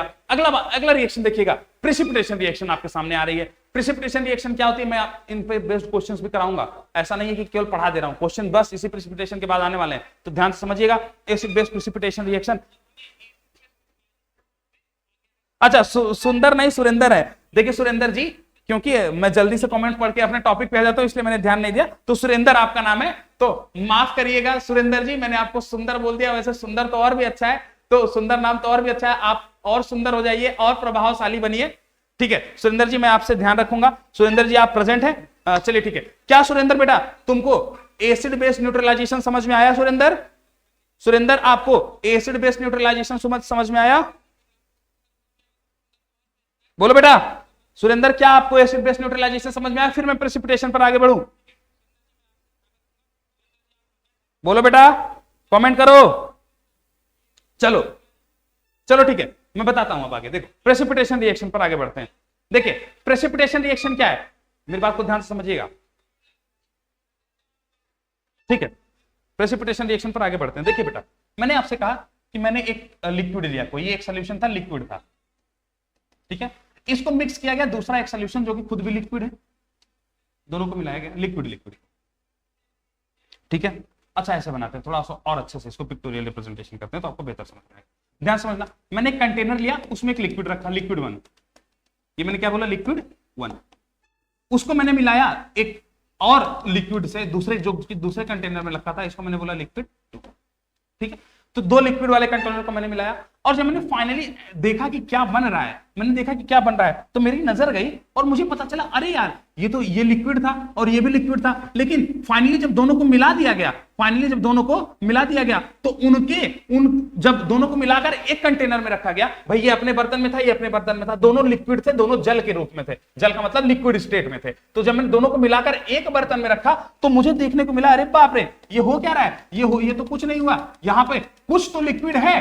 भैया लिक्विड को मिलाया तो कुछ लिक्विड तो ऊपर प्रेजेंट है, लेकिन उसके अलावा एक सॉलिड जो कि नए वाले बर्तन के एकदम बॉटम पर बैठा हुआ है। जैसे कभी कभी आप देखो, नमक लो, नमक को छोड़ दो, तुम चौक लो, चौक को खूब बढ़िया से मीस दो, एकदम रगड़ के, जैसे सुरती मलते हैं ऐसे करते हैं ना, वैसे चौक लीजिए, चौक लेके खूब बढ़िया उसको रगड़ दो, उसके बाद उसको पानी में डाल दो, पानी में डाल के बढ़िया उसको घोल दीजिए। Once when you will dissolve it in water, तो आपको खूब बढ़िया घोलो, जितना तुम्हारी ताकत है घोल दो, लेकिन आप अंत में देखेंगे कि चौक उस बॉटम के सरफेस पर बैठ जा रहा है, चौक उस बॉटम के सरफेस पर बैठ जा रहा है। तो आपको इसी को, जो चीज, अब मेरी बात को ध्यान समझिएगा, अगर आपने एक लिक्विड लिया, दूसरा भी लिक्विड लिया, दोनों को मिक्स किया, तो फाइनली आपको कुछ तो लिक्विड मिल रहा है, लेकिन आपके कंटेनर के सतह पर, बॉटम पर कुछ सॉलिड डिपॉजिटेड दिख रहा है। मेरे लाल, ये जो सॉलिड डिपॉजिटेड दिख रहा है, इसी का एक नाम दिया गया प्रेसिपिटेट। क्या नाम दिया गया बच्चों? प्रेसिपिटेट। तो अगर आप दो अलग अलग लिक्विड को मिक्स करते हैं, दो अलग अलग लिक्विड को मिक्स करते हैं, और आपको फाइनली जो सोल्यूशन मिलता है, उस सोल्यूशन के बॉटम पर एक सॉलिड सेटल्ड डाउन दिखता है, एक सॉलिड रखा हुआ दिखता है, इसी सॉलिड का नाम है प्रेसिपिटेट, इसी सॉलिड का नाम है प्रेसिपिटेट, और इस रिएक्शन का नाम है प्रेसिपिटेशन रिएक्शन। जरा मेरा बच्चा जो क्लास में मौजूद है वो कमेंट करके बताएगा, मजा आ गया सर, आपने प्रेसिपिटेशन रिएक्शन क्या बताया है। तो अगर दो लिक्विड लीजिए, दो लिक्विड की रिएक्शन लीजिए, दो लिक्विड लीजिए, आपस में मिक्स करिए, मिक्स करने के बाद अगर आपको जो नया सोल्यूशन मिल रहा है उसके बॉटम पर कुछ सॉलिड सेटल डाउन दिखेगा, तो इसी रिएक्शन को प्रेसिपिटेशन रिएक्शन कहते हैं, क्योंकि नीचे सॉलिड जमा हुआ जिसको प्रेसिपिटेट कहते हैं। तो एक ऐसी रिएक्शन जिसमें कंटेनर के बॉटम पर सॉलिड सेटल डाउन हो जाए, ऐसी रिएक्शन को प्रेसिपिटेशन रिएक्शन कहते हैं। मजा आ गया क्या? बोलो बेटा, are you enjoying the class? Surendra ji, अगर आपको मजा आ गया तो लिखिए यस सर, मजा आ गया। प्रेसिपिटेशन रिएक्शन क्या होती है? तो ऐसी रिएक्शन जिसमें आप दो लिक्विड्स को मिक्स करें, लेकिन फाइनली आपको जब दोनों को मिक्स करने के बाद एक सॉलिड बॉटम पर दिख जाए, तो ऐसी रिएक्शन को ही प्रेसिपिटेशन रिएक्शन कहते हैं। क्या मेरे सारे बच्चों को मजा आ गया? जो भी बच्चा है मौजूद बोलिए सर मजा आ गया। चलो भैया, सुरेंद्र जी बहुत धन्यवाद, आपने लिखा मजा आ गया। अब देखो रिएक्शन, तो क्या लिखा हुआ है? प्रेसिपिटेशन रिएक्शन क्या होती है? आफ्टर रिएक्शन कंप्लीट, जैसे रिएक्शन पूरी होगी, अ सॉलिड इज फॉर्म्ड, एक सॉलिड बनता है, which get settled down at the bottom of container. यानी कि रिएक्शन के पूरा होने के बाद अगर आपको कंटेनर के सतह पर कोई सॉलिड डिपॉजिटेड दिख जाए, तो ऐसी रिएक्शन को प्रेसिपिटेशन रिएक्शन बोलते हैं। एग्जांपल देखिएगा, एग्जांपल आपके सामने है, मैंने किया AgNO3 सिल्वर नाइट्रेट को मैंने मिलाया सोडियम क्लोराइड के एक्वस सॉल्यूशन, दोनों एक्वस है, मतलब क्या है? सिल्वर नाइट्रेट भी पानी में घुला हुआ है, तभी तो सोल्यूशन है।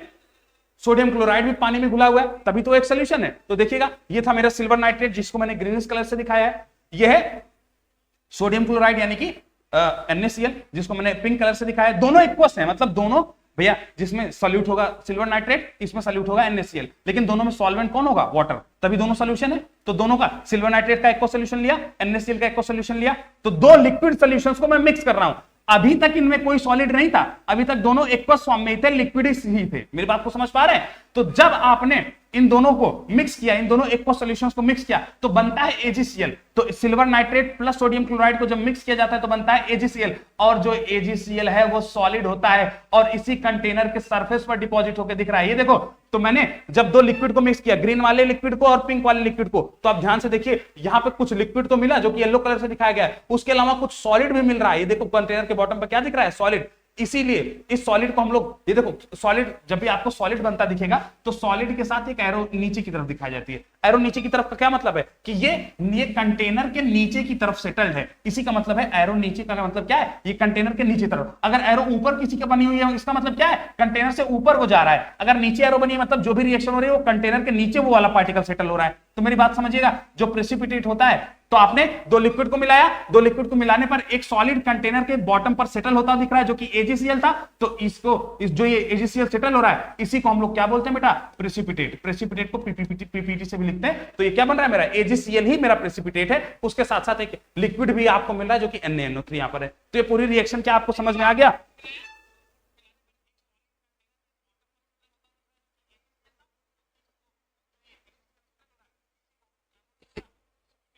अच्छा, तुम्हारा नाम सुंदर ही है, तो मैं सुंदर ही तो बोल रहा था। तुम्हारा नाम सुंदर है तो मैं सुंदर ही तो बोल रहा था यार, मुझे लगा कि सुरेंद्र है तुम्हारा नाम। तो देखो, नाम में भी बड़ी कंफ्यूजन है, नाम में भी बड़ी कंफ्यूजन है। सुंदर भाई आप खूब सुंदर बने रहिए।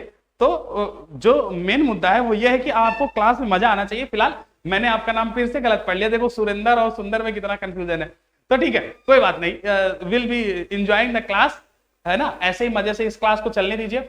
आप भी इंजॉय करिए, मैं भी आपके साथ पढ़ाना इंजॉय कर रहा हूं। देखो जब मैं पढ़ाने को इंजॉय करूंगा और आप पढ़ने को इंजॉय करेंगे तो जो हमारा डिवोशन है वो डबल हो जाएगा। मेरी बात को समझ पा रहे हैं आप बेटा? तो मैं उतने ही मजे से पढ़ाऊंगा जितने मजे से मुझे आपके रिप्लाईज आएंगे, जितने मजे से मैं आपके कमेंट्स देख पाऊंगा, क्योंकि यहां आप मेरे सामने नहीं बैठे हैं ना। मैं तुम्हें सामने देखता और तुम्हारे एक्सप्रेशंस देखता तो उससे मैं प्रफुल्लित होता, मुझे एनर्जी मिलती कि हाँ यार द बॉय और the girl sitting in front of me is enjoying the class. लेकिन क्योंकि ये क्लास लाइव हो रही है, मेरे सामने आप नहीं है, मेरे सामने तो सिर्फ कैमरा है, लेकिन उस कैमरे से भी मैं आपके इमोशंस को कैसे पकड़ पा रहा हूं? उस कमेंट से।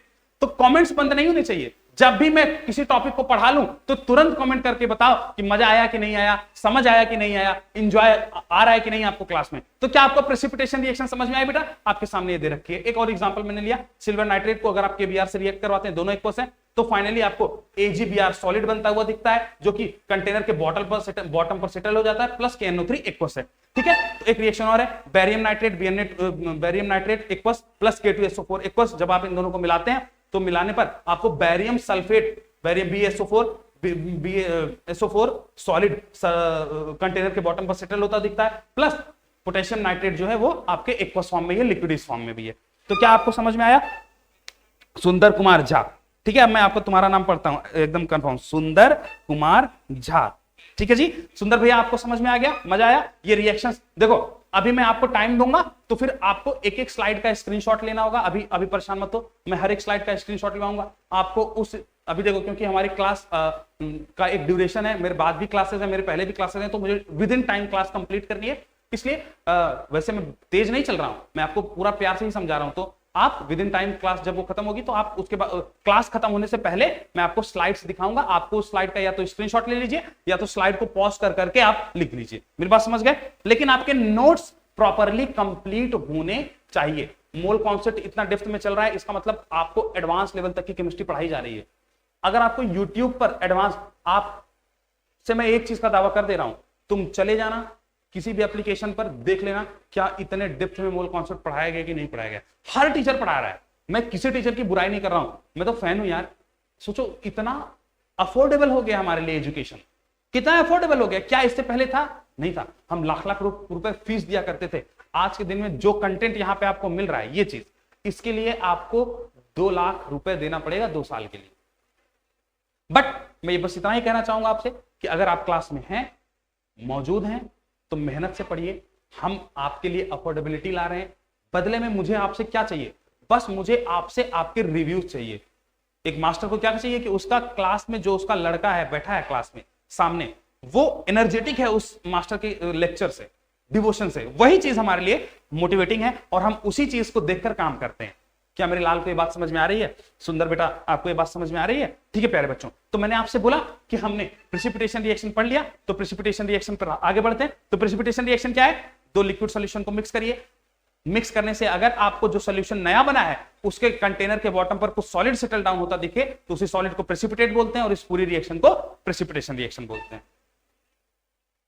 Yes sir I do. ठीक है सुंदर बेटा, बहुत धन्यवाद। आप इस चीज पर ध्यान देते हैं तो आप कमेंट्स करते हैं, तो इसके लिए बहुत बहुत शुक्रिया। चलिए, ये बात मैंने आपको समझा दी प्रेसिपिटेशन रिएक्शन की। ठीक है, अब आपके सामने क्वेश्चन आ रहा है। मैंने आपको प्रेसिपिटेशन रिएक्शन पढ़ा दिया, मैंने आपको एसिड बेस न्यूट्रलाइजेशन पढ़ा दिया। अब आपके सामने ये क्वेश्चन है, और ये क्वेश्चन कहां से लिंक होगा? जो मैंने अभी आपको इसके पहले टॉपिक पढ़ाया था, कहां से? मोलैरिटी मल्टीप्लाइड बाय वॉल्यूम, वहां से आपको लिंक होते हुए आपको इस क्वेश्चन को आंसर करना पड़ेगा। क्वेश्चन क्या कह रहा है? If 100 ml of 0.1 molar AgNO3 aqueous solution. तो AgNO3 का एक एक्वस सॉल्यूशन है। AgNO3 एक्वस का मतलब क्या है भैया? एक पानी है, पानी में आपने क्या डाल रखा है? AgNO3। इसी को बोलते हैं मतलब H2O लिक्विड आपका सॉल्वेंट है, ये आपका सॉल्वेंट है और ये आपका सल्यूट है। इन दोनों को मिलाकर आपने एक सॉल्यूशन बनाया है, उसी को बोलते हैं एक्वस सॉल्यूशन ऑफ AgNO3। क्या आपको समझ में आ गया? तो पानी में अगर आपने AgNO3 को घोल दिया तो इसी को बोलते हैं AgNO3 एक्वस सॉल्यूशन। क्या मेरी बात समझ में आ गई? अब आपको दिया है कि AgNO3 का एक एक्वस सॉल्यूशन है, मतलब एक कंटेनर है, एक सॉल्यूशन है AgNO3 का। किसका सॉल्यूशन है? AgNO3 का, सिल्वर नाइट्रेट का। उसका मोलैरिटी हमको दे रखा है 0.1 मोलर और हमको दे रखा है वॉल्यूम दे रखा है 100 ml। हमसे क्या कह रहा है? Is reacted with 200 ml 0.1 molar KCl। मतलब हमारा एक सॉल्यूशन था, इसको हमने रिएक्ट करवाया दूसरे कंटेनर से, जिसमें क्या भरा था? देखो KCl, क्या भरा था? KCl कितना था? वॉल्यूम KCl का कितना है? 200 ml। और मोलरिटी कितनी है 0.1 मोलर। अब देखो दो सोल्यूशन है, एक सिल्वर नाइट्रेट का, एक पोटेशियम क्लोराइड का, ठीक है। सिल्वर नाइट्रेट का जो सोल्यूशन है वो 0.1 मोलर है और वो उसका कंसंट्रेशन 0.1 मोलरिटी है और जो वॉल्यूम है वो 100 ml का है। सिमिलरली जो आपका पोटेशियम क्लोराइड का सोल्यूशन है उसका वॉल्यूम 200 ml दे रखा है, मोलरिटी दे रखी है 0.1 मोलर। अब आपसे क्या कह रहा है, find the concentration of nitrate in the final solution. तो जब आप इन दोनों को मिलाएंगे तो एक सोल्यूशन बन जाएगा, एक सोल्यूशन बन के निकल आएगा। अब ध्यान से समझो, अगर इस सोल्यूशन का वॉल्यूम देखो 100 था, इस सोल्यूशन का वॉल्यूम 2 था, तो भैया लिक्विड है ना दोनों, 100 दोनों 100 ml ये है 100 ml है। तो जब आप दोनों को मिलाओगे, अरे भाई एक में आपने 100 ml पानी लिया, एक में 200 ml पानी लिया, दोनों को मिलाओगे एक जगह रखोगे तो 300 ml पानी मिलेगा। इसका मतलब जब आपने इसको मिलाया और इसको मिलाया तो फाइनली कुछ बनेगा, फाइनली कंटेनर में आपने सब रख दिया तो उस कंटेनर का वॉल्यूम तो 300 आ जाएगा ना। अरे भाई इसका 100 था, इसका 200 था, दोनों को मैंने मिक्स कर दिया, दोनों को मैंने क्या कर दिया, मिक्सअप कर दिया, मिक्सअप करके इसमें डाल दिया, तो जो नया वाला कंटेनर है उसका वॉल्यूम कितना निकल के आ जाएगा 300। मुझसे पूछ रहा है कि नए वाले कंटेनर में जो नाइट्रेट आयन NO3- आयन का जो कंसंट्रेशन होगा सॉल्यूशन में वो बता दीजिए। तो नाइट्रेट आयन है का, ये देखो जब भी आपका सॉल्यूशन बनेगा तो रिएक्शन आपके सामने लिख रखी है, रिएक्शन आपके सामने लिख रखी है, रिएक्शन करिए सिल्वर नाइट्रेट को मिलाइए पोटेशियम क्लोराइड से तो AgCl सॉलिड का प्रेसिपिटेट बनेगा और उसके साथ पोटेशियम नाइट्रेट का एक्वस सॉल्यूशन बनेगा। इसका मतलब प्रेसिपिटेट ये रहा आपके सामने मेरे लाल, इस रिएक्शन में ये रहा प्रेसिपिटेट, ये रहा आपका प्रेसिपिटेट। जो प्रेसिपिटेट कौन है आपका AgCl तो बॉटम पर सेटल हो गया, AgCl कहां सेटल हो गया बॉटम पर, और जो मेरा पोटेशियम नाइट्रेट बचा वो यहां पे आ गया कंसंट्रेट सॉल्यूशन में KNO3। पोटेशियम नाइट्रेट मेरा एक्वस है, मतलब वो पानी के साथ घुला हुआ है, पोटेशियम नाइट्रेट पानी के साथ घुला हुआ है इसलिए वो एक्वस है, और साथ में AgCl जो आपका कंटेनर है उसके बॉटम पर बैठ गया। अब मुझसे पूछ रहा है कि जो सोल्यूशन में पोटेशियम नाइट्रेट है उसमें नाइट्रेट आयन है NO3- है, जरा ये बताइए कि इसमें जो ये NO3- के भैया सोल्यूशन में पोटेशियम नाइट्रेट मतलब K+ है NO3- है, तो NO3- का क्या कंसंट्रेशन होगा वो बताना है आपको, मतलब NO3- का मोलरिटी बताना है। इस NO3- यहां पर जो NO3- आएगा उसकी मोलरिटी बतानी है आपको, इसका मोलरिटी बताना है, कंसंट्रेशन बताना है, कम कैपिटल M है वो। तो क्या क्वेश्चन समझ में आया क्या सर? 2 आवर्स की क्लास बहुत पीछे, सर 2 आवर्स की क्लास लीजिए, बहुत पीछे सिलेबस। अरे मैं सुंदर बेटा ये बताओ कि तुम किस क्लास में हो अभी, ये प्रेजेंट आप किस क्लास में प्रेजेंट हैं, मतलब आप किस क्लास में हैं अभी? 11th में आप हैं, 12th हैं, या फिर आप ड्रॉपर हैं? आपका क्या सेशन है, आपका क्या सेक्शन है, कौन सी क्लास में आप? सुरेंद्र बेटा कमेंट करो किस क्लास में हो तुम, सुरेंद्र कमेंट करके बताओ व्हाट इज योर क्लास, आप किस क्लास में हैं अभी, करंट क्लास आपकी बताइए, बोलो बेटा। I am waiting for your comment, किस क्लास में है फिर मैं आपको बताऊं।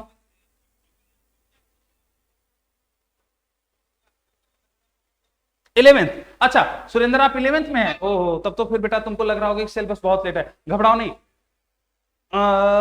तुम्हारे 11th में जो ऑर्गेनिक का सेशन है, मैं ऐसा करता हूं अगर मेरे पास यार बहुत बिजी शेड्यूल है, ये समझ लीजिए कि क्लासेस अवेलेबल ही नहीं रहती, स्टूडियो ही नहीं खाली रहता, इतना बिजी। 4 बजे से लेकर रात के 11-12 तक तो पीयूष सर की क्लासेस, जेपी सर की क्लासेस और भी टीचर्स की क्लासेस लगती हैं, मेरी क्लास सुबह होती है, ठीक है। मैं देखता हूं आपको, आपके लिए बच्चा देखता हूं। मैं तुमको एक चीज बता रहा हूं, जिस दिन मैं ऑर्गेनिक चालू करूंगा ना सुंदर, जिस दिन मैं सुंदर ऑर्गेनिक चालू करूंगा तुमको ऑर्गेनिक से प्यार करा दूंगा, ऑर्गेनिक से ऐसा प्यार होगा तुमको कि तुम भूल जाओगे कि ऑर्गेनिक जैसा सब्जेक्ट भी हो सकता है। सिमिलर बात मैं इनऑर्गेनिक के लिए बोल रहा हूं। तो केमिस्ट्री से अगर आपको प्यार ना हो जाए तो मेरा नाम बदल दीजिएगा, जब आपका ऑर्गेनिक और इनऑर्गेनिक चालू होगा। तो फिजिकल तो देखो, फिजिकल तो होता ही मजेदार सब्जेक्ट है, इसमें समझना होता है, समझ समझ के क्वेश्चंस अटेम्प्ट करने होते हैं, उसी हिसाब से हम काम कर रहे हैं। लेकिन ऑर्गेनिक इनऑर्गेनिक का आपके दिमाग में कहीं ना कहीं मेंटेलिटी ये होती है कि यार थोड़ा रटना पड़ता है, कुछ चीजें मेमोराइज करनी पड़ती है। हाँ, मैं अगर ऑर्गेनिक और इनऑर्गेनिक 100% है तो 100% में से 20% ही आपका मेमोरी बेस्ड है, 80% अंडरस्टैंडिंग है। इस बात को ध्यान रखिएगा। वो जो 80% अंडरस्टैंडिंग है ना, उस 80% अंडरस्टैंडिंग से मैं आपके 90% सिलेबस समझा दूंगा और 10% आपको मेमोराइज करना पड़ेगा। तो मैं कोशिश करूंगा कि जल्दी से जल्दी सेशन को कंप्लीट करूं, क्योंकि अभी जो मुझे इंस्टीट्यूट से कहा गया है, मैं आपको फेक प्रॉमिस नहीं करूंगा, तो इंस्टीट्यूट से जो मुझे अभी बताया गया है कि सर आपको पहले फिजिकल कवर करना है, देन आपको इनऑर्गेनिक या ऑर्गेनिक चालू करना है, जो भी आपका प्रेफरेंस है। तो सुंदर, मैं पहले अभी ये पढ़ा रहा हूं मोल, then we'll be dealing with the second chapter, that is chemical equilibrium, then we'll be dealing with ionic equilibrium, similar with redox, thermo, फिर 12th वाले पार्ट्स हमारे चालू होंगे। 12th वाले पार्ट्स में पहले तब मैं आपका चालू कर सकता हूं इनऑर्गेनिक, है ना। तो इनऑर्गेनिक से पहले एटॉमिक चालू कर दूंगा, क्योंकि एटॉमिक से लिंक होता है इनऑर्गेनिक आपका। तो ऐसे मेरा चलेगा क्लास। मेरी बात समझ में आ रही है? अगर तुम लेट भी हो सुंदर, तो भी मैं आपको एक चीज आश्वासन दे सकता हूं कि देखो, ये तो नहीं कि तुम्हारी 11th तक तो खत्म नहीं हो पाएगा, जाहिर सी बात है कि अब समय कम है, लेकिन जो आपके 12th वाले पोर्शन है, मतलब आपका विद इन 12th आपका 11th भी कवर हो जाएगा और 12th भी कवर हो जाएगा। इस बात का आश्वासन मैं आपको दे सकता हूं, इस बात का सलाह भी मैं आपको दूंगा। देखो, तुम जहां भी पढ़ रहे हो सुंदर, मुझे उससे कोई प्रॉब्लम नहीं, कहीं भी कहीं ना कहीं तो आप लगे ही होंगे, लेकिन बेटा मैं आपको एक चीज को बता दूं कि कंटेंट के मामले में यूट्यूब पर इससे टॉप नॉच आपको फ्री में कंटेंट तो शायद ही मिल पाए। फ्री की बात कर रहा हूं, क्योंकि देखो, आपको वन शॉट्स मिल सकते हैं, बहुत अच्छे अच्छे टीचर्स हैं, बहुत बढ़िया बढ़िया मास्टर हैं, वन शॉट आपको मिल जाएगा, आपको नॉर्मल लेंथ की वीडियोस भी मिल जाएंगी, कुछ एक एक दो दो टॉपिक के आपके अच्छे वीडियोस भी मिल जाएंगे, लेकिन फुल लेंथ जो कंटेंट है, जो एडवांस लेवल का कंटेंट है, वो आपको मिल जाए, ये संभावना बड़ी कम है कि तुमको एकदम एडवांस का टॉप नॉच लेवल का कंटेंट मिल जाए कि आप जे एडवांस तक की कहानी को कवर कर पाए, वो बहुत कम है सुंदर बेटा। ठीक है, 1 बजे रात में भी करेंगे सर, करेंगे, देख लेंगे सर। अच्छा, सुंदर कह रहा है कि सर 1 बजे रात में भी अगर आप कराएंगे तो हम देख लेंगे। ठीक है सुंदर, मैं तुम्हारी इस बात का ध्यान रखूंगा कि अगर तुम इतना डेडिकेटेड हो तो कहीं ना कहीं हमें भी तुमसे ज्यादा डेडिकेशन लाना पड़ेगा। ठीक है सुंदर, मैं देखता हूं, मैं सर से बात करता हूं कि कहीं हम अगर हम कहीं दूसरा फिजिकल के साथ क्या हम एक कोर्स और चालू कर सकते हैं, ऑर्गेनिक या ऑर्गेनिक की नहीं। मैं इस चीज पर इंस्टीट्यूट से बात करूंगा, मैं कोशिश करूंगा कि अगर रात में भी स्टूडियो खाली हमको मिल जाए, अवेलेबल मिल जाए, तो हम इस क्लास को आगे बढ़ाएंगे। ठीक है सुंदर, चलो फिलहाल इस क्वेश्चन को डिस्कस करते हैं, काफी देर हमने बातचीत कर ली। और भी बच्चे अगर जो क्लास में जुड़े हुए हैं, जो हमारे साथ लगे हुए हैं, आप भी कमेंट करिए, क्या आप सबको भी ये चीजें समझ में आ रही हैं क्या? ठीक है, तो सुंदर हमारा क्वेश्चन क्या कह रहा था कि मेरे पास एक सिल्वर नाइट्रेट का सोल्यूशन है और एक पोटेशियम क्लोराइड का सोल्यूशन है, दोनों एक सोल्यूशन है, मतलब दोनों का सॉल्वेंट वाटर है। ठीक है, अब दोनों सॉल्यूशन का मुझे मोलैरिटी और वॉल्यूम दे रखा है, मतलब कंसंट्रेशन और वॉल्यूम दे रखा है। सिल्वर नाइट्रेट का भी कंसंट्रेशन वॉल्यूम दे रखा है, पोटेशियम क्लोराइड का भी कंसंट्रेशन और वॉल्यूम दे रखा है। मुझसे पूछ रहा है कि जो फाइनल सोल्यूशन बन रहा है, जरा आप उसमें जो नाइट्रेट आयन है उसका कंसंट्रेशन बता दीजिए। तो फाइनल सॉल्यूशन में मेरा कुछ तो सॉलिड होगा जो सतह पर बैठ जाएगा, जिसको हम प्रेसिपिटेट बोलते हैं, और पोटेशियम नाइट्रेट मुझे एक मतलब लिक्विड फॉर्म में पोटेशियम नाइट्रेट डिसॉल्व मिल जाएगा, उसमें नाइट्रेट आयन है, उसका कंसंट्रेशन बताना है मुझे, यही मेरा क्वेश्चन कह रहा है। अब उसके लिए क्वेश्चन ने आपको ये 2 चीजें दे रखी है। अब मैंने आपको बता रखा है कि कैसे कहानी चलेगी, मोल इंटू वॉल्यूम से आपको कैसे कहानी डील करनी है। फिलहाल फिर भी मैं एक बार तुमको सोचने का मौका देता हूं, 1.5 मिनट का समय प्रॉपर दे रहा हूं, जरा मुझे करके बताना। 1 मिनट दिया जाए, चलो 1.5 मिनट दे देता हूं। सुंदर ट्राई करो बेटा इसको। सुंदर, मैं तुम्हें 1.5 मिनट का समय दे रहा हूं, जरा इस क्वेश्चन को एक बार अपने मन से ट्राई करो, फिर मैं आपको एक्सप्लेन करता हूं। 1.5 मिनट का समय आपको दे रहा हूं सुंदर, चलो भैया। ठीक है, 1.5 मिनट का समय आपके सामने है, समय चालू हो चुका है। मैं इसको एक साइड कर देता हूं, इसको सॉल्व आउट करिए। क्वेश्चन आपको पता चल चुका है क्या कह रहा है, एक बार ट्राई करो सुंदर, इसको एक बार प्रयास करो, क्या आपसे हो रहा है, एक बार प्रयास करिए। पानी पी लेता हूं मैं तब तक थोड़ा सा, क्योंकि मैं भी चीखते चीखते मेरा भी गला जो है थोड़ा सा नम हो रहा है। सुंदर, अगर तुम्हारे और भी दोस्त हैं प्यारे बच्चा, तो थोड़ा सा उनको भी आप कांटेक्ट करिए कि क्लासेस अगर वो लेना चाहें, अगर वो अच्छे लेवल का प्रिपरेशन करना चाहें, तो हमारी क्लासेस में बैठ सकते हैं, है ना सुंदर, क्योंकि अच्छा लेवल का कंटेंट आपको डिलीवर किया जा रहा है।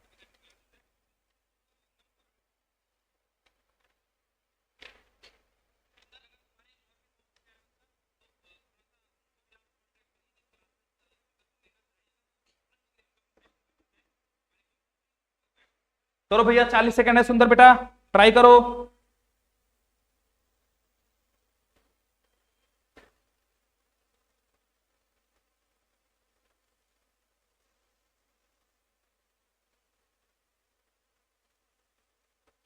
ट्राई करिए।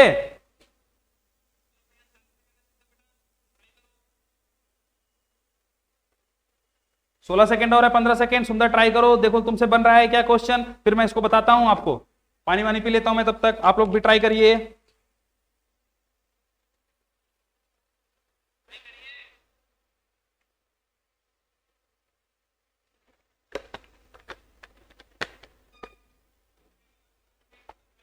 समय सीमा समाप्त हो गई बेटा, चलो और डिस्कस करते हैं। डिस्कस किया जाए, इस क्वेश्चन को डिस्कस किया जाए। चलो देखो फिर,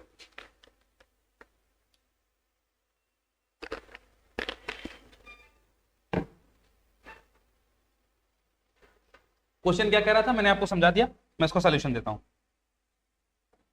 देखो, सबसे पहले रिएक्शन लिख लिया जाए। रिएक्शन क्या है? AgNO3 plus KCl। ठीक है, Ag थोड़ा इधर लिखता हूं मैं, AgNO3 equals plus KCl equals, इसको मिलाया गया तो एक तो बन गया आपका AgCl जो कि सॉलिड है, precipitate, solid precipitate, plus potassium nitrate आपका KNO3, ये इक्वस, मतलब ये लिक्विड में आपके डिसॉल्व है। ये आपका क्वेश्चन कह रहा है। अब ध्यान से समझिएगा, क्वेश्चन ने आपको आपका इसका देखो, इसका कितना, सबसे पहले आपको ये पता करना पड़ेगा। अगर आपको नाइट्रेट आयन का कंसंट्रेशन बताना है तो पोटेशियम नाइट्रेट कितना बना है वो निकालना पड़ेगा। अब पोटेशियम नाइट्रेट कितना बना है वो कैसे पता चलेगा? जब आपको आपके रिएक्टेंट्स के मोल पता हो। रिएक्टेंट के मोल के लिए ही तो उसने कहानी रची थी। रिएक्टेंट के मोल के लिए तो उसने इन दोनों के मोलैरिटी और वॉल्यूम दे रखा था। इसका मोलैरिटी और इसका वॉल्यूम किस लिए दिया था? क्योंकि वो आपको रिएक्टेंट का मोल बताना चाहता था। तो रिएक्टेंट का मोल क्या होता है? देखो बेटा, मोल होता है, तो ऐसे समझो, जो आपकी मोलैरिटी होती है मोल्स अपॉन वॉल्यूम।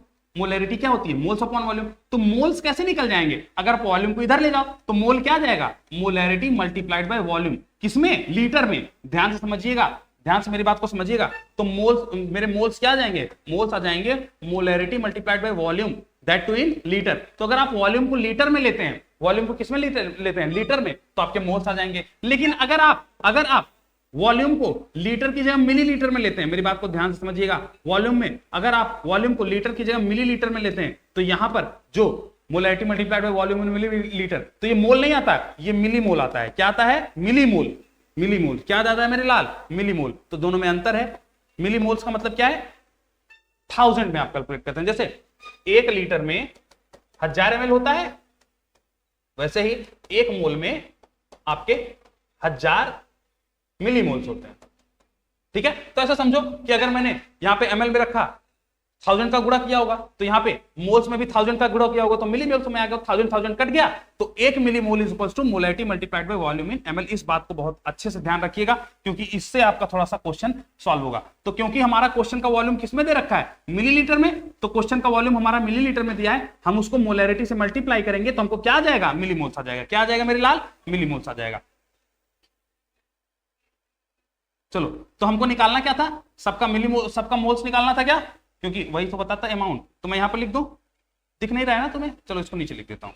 तो मिलीमोल्स क्या है? यहां पे मैं नीचे लिख दे रहा हूं, ये देखो यहां पे है, इसको ध्यान से नोट कर लीजिएगा। Millimoles is equal to molarity multiplied by volume in ml। ठीक है, तो अगर आप, ये बात ध्यान रहेगा क्या तुम्हें, कि अगर मैं वॉल्यूम को अगर मैं ml में लेता हूं, वॉल्यूम को मैं किस में लेता हूं? ml में, तो मेरा मोल्स की जगह क्या आ जाएगा? मिलीमोल्स। अब देखो पोटेशियम नाइट्रेट का कितना मोल्स आएगा? इनिशियली कितना मोल्स है पोटेशियम नाइट्रेट का? इधर ध्यान से समझना, इनिशियली कितना मोल है, तो कितना वॉल्यूम और कितना वो दे रखा है। देखो इनिशियली कह रहा है कि सिल्वर नाइट्रेट जो है मेरा, इनिशियली जो मेरा सिल्वर नाइट्रेट है उसकी मोलैरिटी 0.1 है और उसका वॉल्यूम 100 है। तो मोल क्या होता है? मोल होता है मोलैरिटी मल्टीप्लाइड बाय वॉल्यूम, क्योंकि वॉल्यूम ml में है, तो molarity multiplied by volume in ml करेंगे तो क्या जाएगा? मिलीमोल्स। तो इसका कितना मोलैरिटी दे रखा है सिल्वर नाइट्रेट का? सिल्वर नाइट्रेट की मोलैरिटी दे रहा है 0.1, वॉल्यूम कितना है? 100। तो आप मल्टीप्लाई कर दीजिए, मोलैरिटी मल्टीप्लाइड बाय इसकी इनिशियल ना, तो इनिशियल मोलैरिटी, सॉरी इसका इनिशियल कंसंट्रेशन, जो इसका इनिशियल अमाउंट है मोल है, वो कितना आ जाएगा?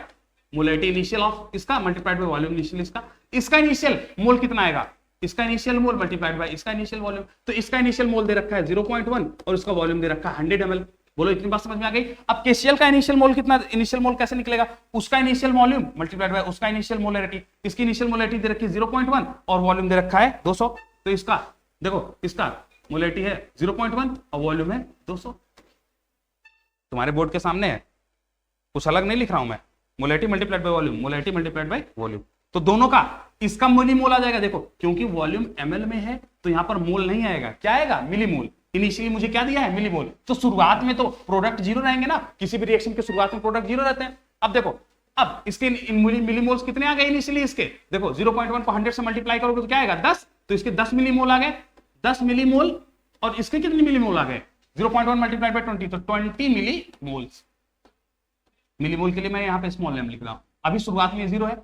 अब फाइनली शुरुआत में तो 0 है, लेकिन जब दोनों रिएक्ट करेंगे तो कुछ ना कुछ प्रोडक्ट बनेगा। अब फाइनली प्रोडक्ट कितना बनेगा वो पता चलता है लिमिटिंग रिएजेंट से। जैसे क्लास में जो सबसे कमजोर बच्चा रहता है, मास्टर को उसी के हिसाब से चलना पड़ता है, क्योंकि उसको धीरे धीरे समझ में आता है। तो जितना धीरे समझ में आएगा उतना धीरे मास्टर को चलना पड़ेगा। ऐसे रिएक्शन में है, अगर आपको एक से ज्यादा रिएक्टेंट दिए हुए हैं और जिस रिएक्शन की कंसंट्रेशन सबसे कम है, जिस रिएक्टेंट का अमाउंट सबसे कम है, प्रोडक्ट भी उसी के हिसाब से बनता है। तो यहाँ पे कौन सा रिएक्टेंट कम है, उसी को बोलते हैं लिमिटिंग रिएजेंट। क्या बोलते हैं बेटा? Limiting reagent. तो जरा गौर से देखिएगा, लिमिटिंग कौन है भाई? इसका एक होता तो इसका एक होता। भैया अगर मेरा एक ये है एक ये है, तो यहाँ पे है कितना? इसका 10 है उसका 20 है, कौन ज्यादा है? भैया 20 वाला ज्यादा है, 10 वाला कम है, साफ दिख रहा है। इसका मतलब लिमिटिंग कौन हो जाएगा यहाँ पर मेरे प्यारे लाल? तो लिमिटिंग रीजन निकालने का एक तरीका भी होता है। अगर तुमको नहीं पता कि सर लिमिटिंग रीजन कैसे निकालते हो, तो मैं बता देता हूं। जो भी मोल आपको दिए गए हैं उसको स्टाइकोमेट्रिक कोफिशिएंट से डिवाइड कर दीजिए। जिसका मोल अपॉन स्टाइकोमेट्रिक कोफिशिएंट का वैल्यू कम आएगा वही लिमिटिंग हो जाएगा। तो यहाँ पे लिमिटिंग मोल इसका कितना है? 10 मिलीमोल। इसका स्टाइकोमेट्रिक कोफिशिएंट कितना है? 1, तो वैल्यू कितना आ जाएगा? 10। इसका कितना है मोल? 20 मिलीमोल है, तो 20 डिवाइड बाय स्टाइकोमेट्रिक कोफिशिएंट कितना है? 1, तो क्या आ गया? 20। कौन सा वैल्यू कम है? ये वैल्यू कम है, ये वैल्यू कम है, तो यही क्या हो जाएगा मेरा? Limiting reagent. तो क्या आपको पता चल गया क्या सिल्वर नाइट्रेट क्या है? Limiting reagent. तो रिएक्शन किसके हिसाब से कंप्लीट होगी? सिल्वर नाइट्रेट के हिसाब से कंप्लीट होगी। तो फाइनल देखिएगा, फाइनली क्या बन जाएगा प्रोडक्ट? ध्यान से समझना मेरे लाल। फाइनल यहां पे लिखता हूं, इनिशियल मैंने लिखा था फाइनल। फाइनली क्या आपको देखने को मिलेगा? फाइनली जो मेरा लिमिटिंग था, मतलब वो कम था, वो तो पूरी तरीके से खत्म हो जाएगा। मतलब सिल्वर नाइट्रेट पूरा 0 हो जाएगा क्या? जब रिएक्शन पूरी हो जाएगी। अच्छा, सिमिलरली पोटेशियम क्लोराइड कितना हो जाएगा? भैया अगर आपका 1 रहता है तो आपका 1 जाता है, अगर आपका 10 रहेगा तो आपका 10 जाएगा। था कितना आपके पास? 20। 20 में से 10 चला जाएगा। अरे भाई 20 था, 10 चला जाएगा तो बचेगा कितना? फाइनली आपका 10 मिलीमोल बच जाएगा। 10 मिलीमोल बच जाएगा। अब ध्यान समझिएगा, अगर आपका 1 है तो आपका बनता कितना है? AgCl कितना बनता है? 1। मतलब अगर तुम 1 मोल हो तो तुम 1 मोल बनेगे, तुम 2 मोल हो तो तुम 2 मोल बनोगे, तुम 10 मोल हो तो तुम 10 मोल बनोगे। ध्यान समझना, आपने सिल्वर नाइट्रेट का कितना मोल लिया था? 10।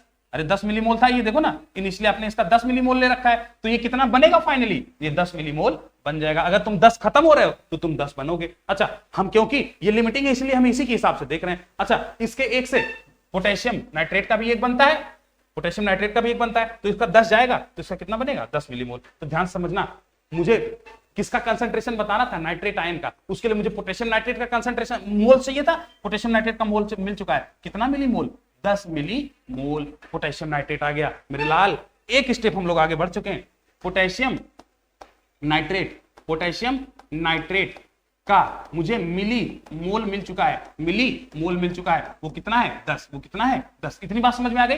अब मैं पोटेशियम नाइट्रेट का कंसंट्रेशन निकाल सकता हूं क्या? बिल्कुल। कंसंट्रेशन ऑफ पोटेशियम नाइट्रेट निकाल लीजिए। कंसंट्रेशन ऑफ पोटेशियम नाइट्रेट कैसे निकलेगा? भैया अगर मुझे कंसंट्रेशन निकालना है, और स्क्वायर ब्रैकेट का मतलब होता है मोल पर लीटर, तो कंसंट्रेशन मोल पर लीटर में क्या होता है? मोलैरिटी। तो कंसंट्रेशन निकाल लो। मोल पता है, वॉल्यूम पता ही है, मोल कितना है? 10 millimole. 10 millimole divided by volume कितना होगा? अरे भैया आपने पोटेशियम नाइट्रेट कब बनेगा? जब आपने 100 ml, देखो ना इधर मैंने तुमको दिखा रखा है, जब आप 100 ml ये वाला लेंगे, 200 ml ये वाला लेंगे, तभी तो पोटेशियम नाइट्रेट वाला कहानी आएगा। इसका मतलब पोटेशियम नाइट्रेट कितने ml में है? 300 ml में। पोटेशियम नाइट्रेट कितने ml में है? 300 ml में। तो क्या मेरे लाल आपको कंसंट्रेशन ऑफ पोटेशियम नाइट्रेट समझ में आ रहा है? अच्छा, मिलीमोल किसमें कब निकलता है? जब ml में लिया जाता है, और वॉल्यूम भी यहाँ पे किसमें लिया गया है? ml में। तो सीधे सीधे कट जाएगा। तो कितना कंसंट्रेशन आ जाएगा इसका? देखो ध्यान से, 1/30 मोलर। 1/30 मोलर। तो आपका कंसंट्रेशन निकल के आ गया 1/30 molar is the concentration of potassium nitrate. अभी मैंने किसका कंसंट्रेशन निकाला? पोटेशियम नाइट्रेट का। मुझे पूछा किसका था? NO3 माइनस का। तो मुझे इसको तोड़ना पड़ेगा। मुझे पता है कि NO3 क्या होता है? Strong electrolyte. तो जब ये ब्रेक होगा तो potassium positive plus NO3 minus में टूटता है। तो अब ध्यान समझिएगा, स्ट्रॉन्ग इलेक्ट्रोलाइट का कंसंट्रेशन दे रखा है, इनिशियल कंसंट्रेशन दे रखा है 1/30 मोलर। तो इनिशियली तो ये दोनों 0 रहे होंगे, लेकिन फाइनली ये पूरी तरीके से खत्म हो जाएगा, क्योंकि एक ही है तो यही खत्म होगा। जब फाइनली पूरी तरीके से खत्म हो जाएगा, क्योंकि मुझे ये नहीं दिया है कि डिसोसिएशन इतना ही % हो रहा है पोटेशियम नाइट्रेट का। अगर नहीं दिया है कि पोटेशियम नाइट्रेट का इतना % डिसोसिएशन हो रहा है, तो मैं मान के चलूंगा कि पोटेशियम नाइट्रेट पूरी तरीके से टूट रहा है, कि NO3 पूरी तरीके से टूट रहा है। जब पूरी तरीके से टूटेगा तो ये जितना था उतना ही ये लोग बन जाएंगे। तो अगर ये 1/30 था तो शुरुआत में तो ये लोग एकदम नहीं बने थे, लेकिन फाइनली जब ये पूरी तरीके से खत्म हो जाएगा तो ये 1/30 बन जाएगा, और वो भी 1/30 फॉर्म हो जाएगा। बोलो क्या मेरे लाल को ये बात समझ में आ रही है? क्या आपने कंसंट्रेशन ऑफ नाइट्रेट आयन निकाल लिया है क्या? 1/30 molar is the concentration of nitrate ion. बोलो आगे बढ़े। अच्छा सुंदर बेटा, क्या तुम अभी भी इस क्वेश्चन को देख के समझ पाए कि नहीं? मैंने कैसे किया क्वेश्चन को? सुंदर एक बार कमेंट करके बताओ, कमेंट करिए सुंदर। क्या आपको समझ में आया क्वेश्चन कैसे किया गया? तो आपको 2 लिक्विड सोल्यूशन दिया था, उसको मिलाकर आप एक सेपरेट सोल्यूशन बना रहे थे। उस सेपरेट सोल्यूशन में एक आयन की कंसंट्रेशन को कैसे निकाला जाए उसका एक क्वेश्चन मैंने आपके लिए करवाया। क्या आपको ये क्वेश्चन समझ में आया सुंदर? हाँ वेरी गुड, 0.03 ठीक है सुंदर। 1/30 क्या क्या 0.03 तुमने 0.03 तो नहीं है, 1/30 आया लाल। 1/30 को आप 0.03 थोड़ी बोलेंगे, 1/30 को 0.03 नहीं बोलोगे। समझ रहे हो कैसे इसको किया गया है? समझ गए? चलो अच्छा एक और ट्राई करो, क्वेश्चन सेम क्वेश्चन ही है, बस सेम क्वेश्चन है, सेम टाइप का ही क्वेश्चन है, बस यहाँ पर रिएक्शन अलग है, रिएक्टेंट अलग है। क्वेश्चन आपको दे रखा है H2SO4 है, सल्फ्यूरिक एसिड, उसके साथ KOH एक्वस मिलाया जा रहा है तो K2SO4 प्लस वाटर बन रहा है। अब आपसे कह रहा है कि इफ 400 ml ऑफ, अब देखो 400 ml मतलब वॉल्यूम दे दिया, 0.1 मोलर मतलब कंसंट्रेशन दे दिया H2SO4, तो वॉल्यूम और इसको वॉल्यूम और कंसंट्रेशन को मल्टीप्लाई कर दोगे तो क्या जाएगा? मोल, मतलब इसका H2SO4 का मोल दे दिया आपको। Is reacted with 600 ml 0.1 molar KOH, तो उसका भी वॉल्यूम और मोलैरिटी दे दिया KOH का, तो वॉल्यूम और मोलैरिटी को मल्टीप्लाई करोगे तो क्या जाएगा? मोल, मतलब इसका भी मोल दे दिया और इसका भी मोल दे दिया। और आपसे पूछ रहा है फाइंड कंसंट्रेशन ऑफ K+, तो यहां पर देखो K+ आएगा किसमें? K2SO4 में आएगा, तो K2SO4 में K+ का कंसंट्रेशन निकालिए, तो K2SO4 को आप ब्रेक डाउन कर दीजिएगा। कैसे ब्रेक डाउन करेंगे? 2 molecule of K+ plus SO4 minus, तो इसकी और इसकी कंसंट्रेशन से पहले इसका और इसका कंसंट्रेशन निकालिए, तो K2SO4 का कितना कंसंट्रेशन आएगा उसी हिसाब से आप K2SO4 को डिसोसिएट करिए और उसी के हिसाब से आप K2SO4 का कंसंट्रेशन बताइए। आपको 1 मिनट का पूरा समय दिया जाता है, जरा इसको सॉल्व आउट करिए, फिर ये लेक्चर यहां पे एंड किया जाएगा। चलो बेटा सुंदर इसको सॉल्व करके बताओ, तुम्हारे सामने है। अच्छा आपका भी सेम आंसर आया था सुंदर, ठीक है, वेरी गुड, बहुत बढ़िया, वेरी गुड, गुड ट्राई सुंदर, good try, very good try. चलो इसको सॉल्व आउट करो सुंदर जी, इसको सॉल्व करिए। अच्छा आप बता रहे हैं 0.04, ठीक है, देखते हैं बेटा, सॉल्व करते हैं तो फिर बताते हैं, अभी तो कैसे बता दूं तुम्हें? सॉल्व करता हूं तब तो बताऊंगा।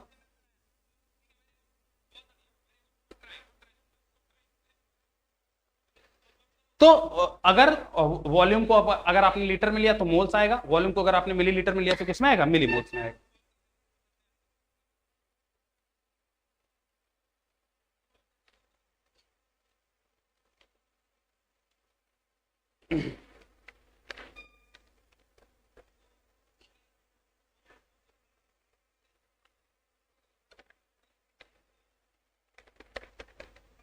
किया जाए सुंदर, करें इसको।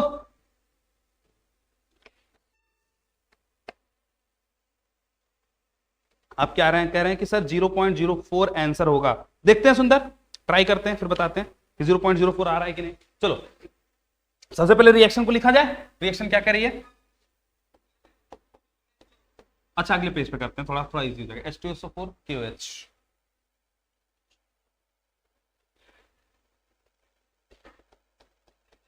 H2SO4 इक्वल्स है प्लस 2KOH, इससे बन रहा है मेरे लाल, क्या बन रहा है रे? K2SO4 equals plus H2H2 liquid, तो K2SO4 इक्वल्स प्लस 2H2O, ये बन रहा है क्या? अब आओ, इनिशियल कंसंट्रेशन इसकी कितनी दे रखी है? तो इनिशियल मोल्स कितने हैं H2SO4 के? इनिशियल मोल्स के लिए आपको मोलैरिटी मल्टीप्लाइड बाय वॉल्यूम करना पड़ेगा, तो इसका कितना मोलैरिटी है? सीधा लिख दूं क्या? मोलैरिटी मल्टीप्लाइड बाय वॉल्यूम, बार बार नहीं लिखूंगा। तो H2SO4 का कितना मोलैरिटी दे रखा है? देखो H2SO4 का मोलैरिटी आपको दे रखा है 0.1, वॉल्यूम कितना है? 400 ml, तो सीधा मल्टीप्लाई कर दो, 0.1 मल्टीप्लाइड बाय 400 ml में है, इसलिए मोल नहीं आएगा, क्या आएगा? मिलीमोल्स आएगा। क्या आएगा? मिलीमोल्स, और हमको कैलकुलेशन भी मिलीमोल्स के हिसाब से करना होगा। ठीक है भैया, इसका कितना दे रखा है कंसंट्रेशन? H2SO4 का हमने निकाल लिया। अच्छा KOH का कितना दे रखा है? KOH का वॉल्यूम 600 ml दिया है और मोलैरिटी 0.1, तो मोलैरिटी दिया है 0.1 और वॉल्यूम दिया है 600 ml। ये आपको इनिशियल कंसंट्रेशन दे रखा है। अच्छा इनिशियली प्रोडक्ट तो 0 होगा भैया, शुरुआत में प्रोडक्ट थोड़ी बनता है, तो कितना कंसंट्रेशन आ गया या फिर कितना मोल आ गया इसका तो मोल आ गया सर 40 मिलीमोल। देखिए इसका कितना मिलीमोल आ गया? 40 मिलीमोल, और इसका कितना मिलीमोल आ गया? 60। ये मिलीमोल है, ध्यान रखिएगा, मोल नहीं है, मिलीमोल, क्योंकि वॉल्यूम हमने ml में रखा है। इसका कितना मिलीमोल होगा? 60 मिली मोल लिख देते हैं, m का मतलब मिलीमोल समझ लीजिएगा आप, ठीक है क्या? मिलीमोल, और इसका 40 मिलीमोल। अभी शुरुआत है तो ये लोग 0 0 है।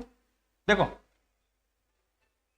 अब प्रोडक्ट कितना बनेगा वो कैसे पता चलेगा कि कौन सा रिएक्टेंट लिमिटिंग है? तो कौन सा रिएक्टेंट लिमिटिंग रिएजेंट निकालने का सिंपल तरीका है, कितना मोल है डिवाइडेड बाय स्टाइकोमेट्रिक कोफिशिएंट। इसका कितना मोल है पहले वाले का 40, तो लिमिटिंग रिएजेंट निकाल लीजिए, LR निकाल लीजिए।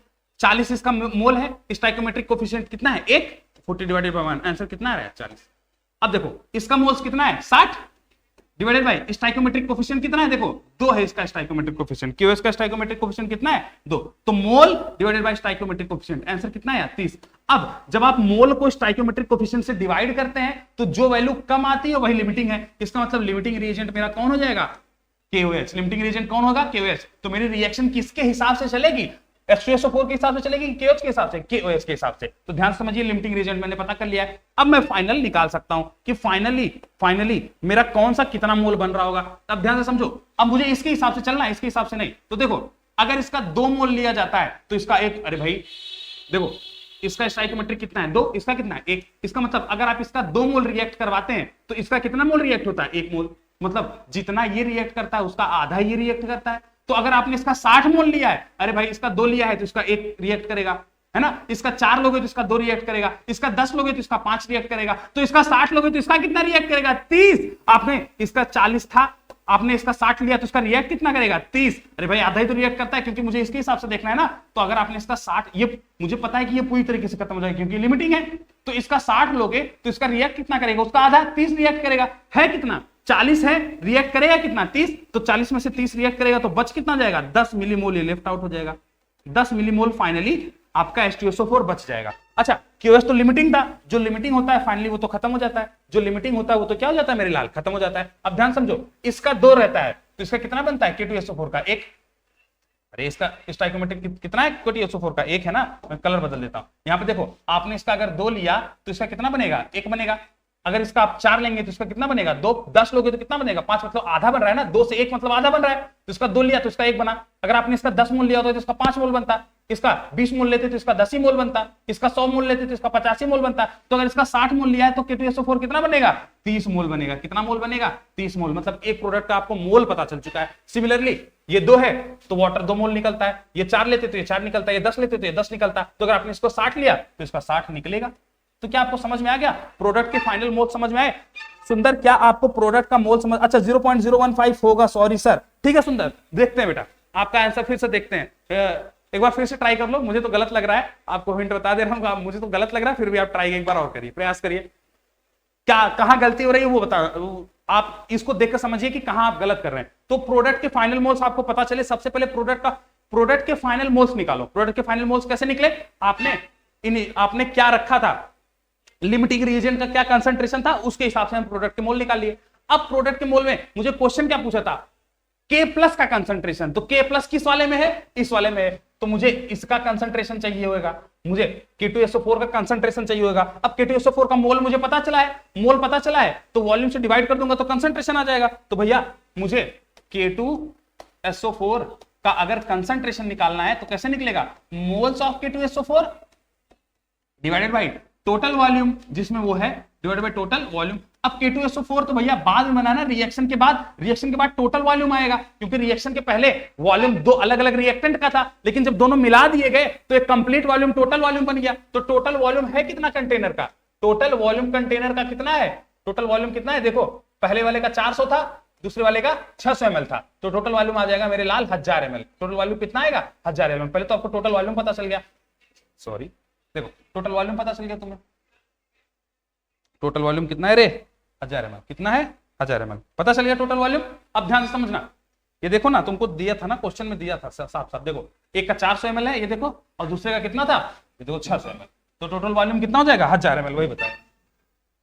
तो मोल्स आपने निकाल लिया है, K2SO4 का मोल निकाला है ना 30 मोल, ये मिली मोल है तो मैं वॉल्यूम ml में लूंगा। देखो तुम कितना मोल निकल के आ गया, मोल की जगह मैं मिली मोल मान लेता हूं तो 30 मिली मोल। अच्छा वॉल्यूम, अगर मैंने मिली मोल लिया तो वॉल्यूम किस में लेना पड़ेगा ml में, तो टोटल वॉल्यूम कितना आ गया 1000 ml। अब इसको डिवाइड कर दीजिए तो कंसंट्रेशन ऑफ K2SO4 आ जाएगा, क्या K2SO4 का कंसंट्रेशन निकल के आ जाएगा। कितना कंसंट्रेशन निकल के आया, एक 0 से 1 0 काट दो, 0.03 कंसंट्रेशन मोलर, 0.03 मोलर। ये कंसंट्रेशन मोलर क्यों बोला मैंने, क्योंकि स्क्वायर ब्रैकेट का मतलब होता है मोल पर लीटर, और मोल पर लीटर ही तो मोलैरिटी होती है। तो क्या कंसंट्रेशन निकल के आया K2SO4 का 0.03। कितना कंसंट्रेशन निकल के आएगा 0.03। अब उसमें से पोटेशियम का कितना कंसंट्रेशन होगा, उसके लिए आपको रिएक्शन लिखनी पड़ेगी। K2SO4 कहां गया भैया, देखो ये है K2SO4। K2SO4 को जब आप तोड़ेंगे तो साफ साफ दिख रहा है K2 है तो 2K+ में टूट जाएगा, प्लस SO4 2- में टूट जाएगा। देखो ना चार्ज बैलेंस है ना, एक पोटेशियम के ऊपर 1+ चार्ज है तो 2 पोटेशियम के ऊपर 2+ चार्ज आएगा, SO4 के ऊपर -2 है तो 2+, 2- 0 हो जाएगा। तो ऐसे टूटेगा K2SO4। अब मुझे इसका कंसंट्रेशन पता है कि इनिशियली K2SO4 मुझे दिया कितना मतलब प्रोडक्ट जो K2SO4 बन के आया वो कितना है 0.03। तो 0.03 अगर ये है तो ये लोग कितना कितना बनेंगे, अरे भाई अगर इसका 1 होता है तो इसका 2 बनता है। देखो ना इसके सामने कुछ नहीं, मतलब 1 है, इसका कोफिशिएंट स्टोइकोमेट्रिक कोफिशिएंट 1 है तो इसका 1 रहेगा तो इसका 2 बनेगा। तो इसका मतलब अगर आपने इसका 0.03 लिया है तो ये कितना बनेगा 2 × 0.03। मेरे लाल समझ में आया। और ये कितना बनेगा, इसका 1 से इसका 1 बनता है तो अगर आपने इसका 0.03 लिया है तो ये कितना बनेगा 0.03। तो कितना आपको K+ का कंसंट्रेशन पूछा था तो K+ का कितना आ जाएगा, 2 से गुणा कर दो 0.06 मोलर। तो मेरा K+ का कंसंट्रेशन आ गया है रे मेरे लाल। K+ का कंसंट्रेशन कितना आया 0.06 molar. Concentration is the concentration of K+। क्या यही आंसर आ रहा था? देखो बेटा कहां गलती कर रहे थे सुंदर। अच्छा अब दीजिए सर क्वेश्चन पक्का बनेगा। तो अब आप कह रहे हैं कि सर अब आप क्वेश्चन दीजिए क्वेश्चन पक्का बनेगा। तो बेटा मेरे बाद भी क्लासेस हैं, वो कौन लेगा, तो इतना देर तुमको नहीं पढ़ा पाऊंगा मैं, इसके लिए आपको नेक्स्ट क्लास में आना पड़ेगा। तो आज की क्लास आप देख लीजिए 1 घंटे से ऊपर हो चुकी है, 1.5 घंटे के आसपास की क्लास हो चुकी है। तो सुंदर बने रहना ऐसे ही, नेक्स्ट क्लास में हम तुमसे एक क्वेश्चन डिस्कस करेंगे। देखो कहां गलती किया तुमने, बताओ मुझे गलत कहां किया तुम। सुंदर कमेंट करके बताओ कहां गलती हुई तुमसे। सुंदर कहां गलती हुई बताओ। तो मैंने कुछ क्वेश्चंस आपसे कराए, समझ आया तुमको? बोलो बेटा सुंदर समझ आया? सुंदर कमेंट करो।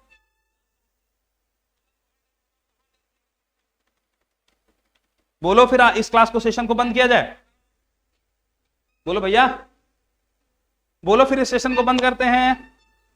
ओके सर, ओके मतलब समझ में आ गया आपको। अच्छा ठीक है सुंदर, तो तुमको समझ में आ गया तुम्हारी मिस्टेक कहां पे थी, तुमने पकड़ लिया। क्योंकि मैं क्लास में तो कॉपी देख के जान जाता कि तुमने गलती कहां की है, लेकिन फिलहाल आप सॉल्यूशन देख के जान गए होंगे कि आपने गलतियां कहां की है। मैं एक बार आपकी पूरी स्लाइड्स को रिव्यू करा देता हूं, फिर इस क्लास को एंड करता हूं। ठीक है बेटा, जो स्लाइड्स काम की नहीं उसको उड़ा दे रहा हूं। फिर आप उन स्लाइड्स का स्क्रीनशॉट लेंगे और उसको प्रॉपरली लिखेंगे। ध्यान रखना, मैं रोज ये काम करता हूं, हर क्लास में मैंने आपको ये काम करा रखा है, इसलिए आप पूरी तरीके से उस चीज को ध्यान से करिएगा। देखो क्या और कोई स्लाइड है ऐसी जो काम की नहीं है।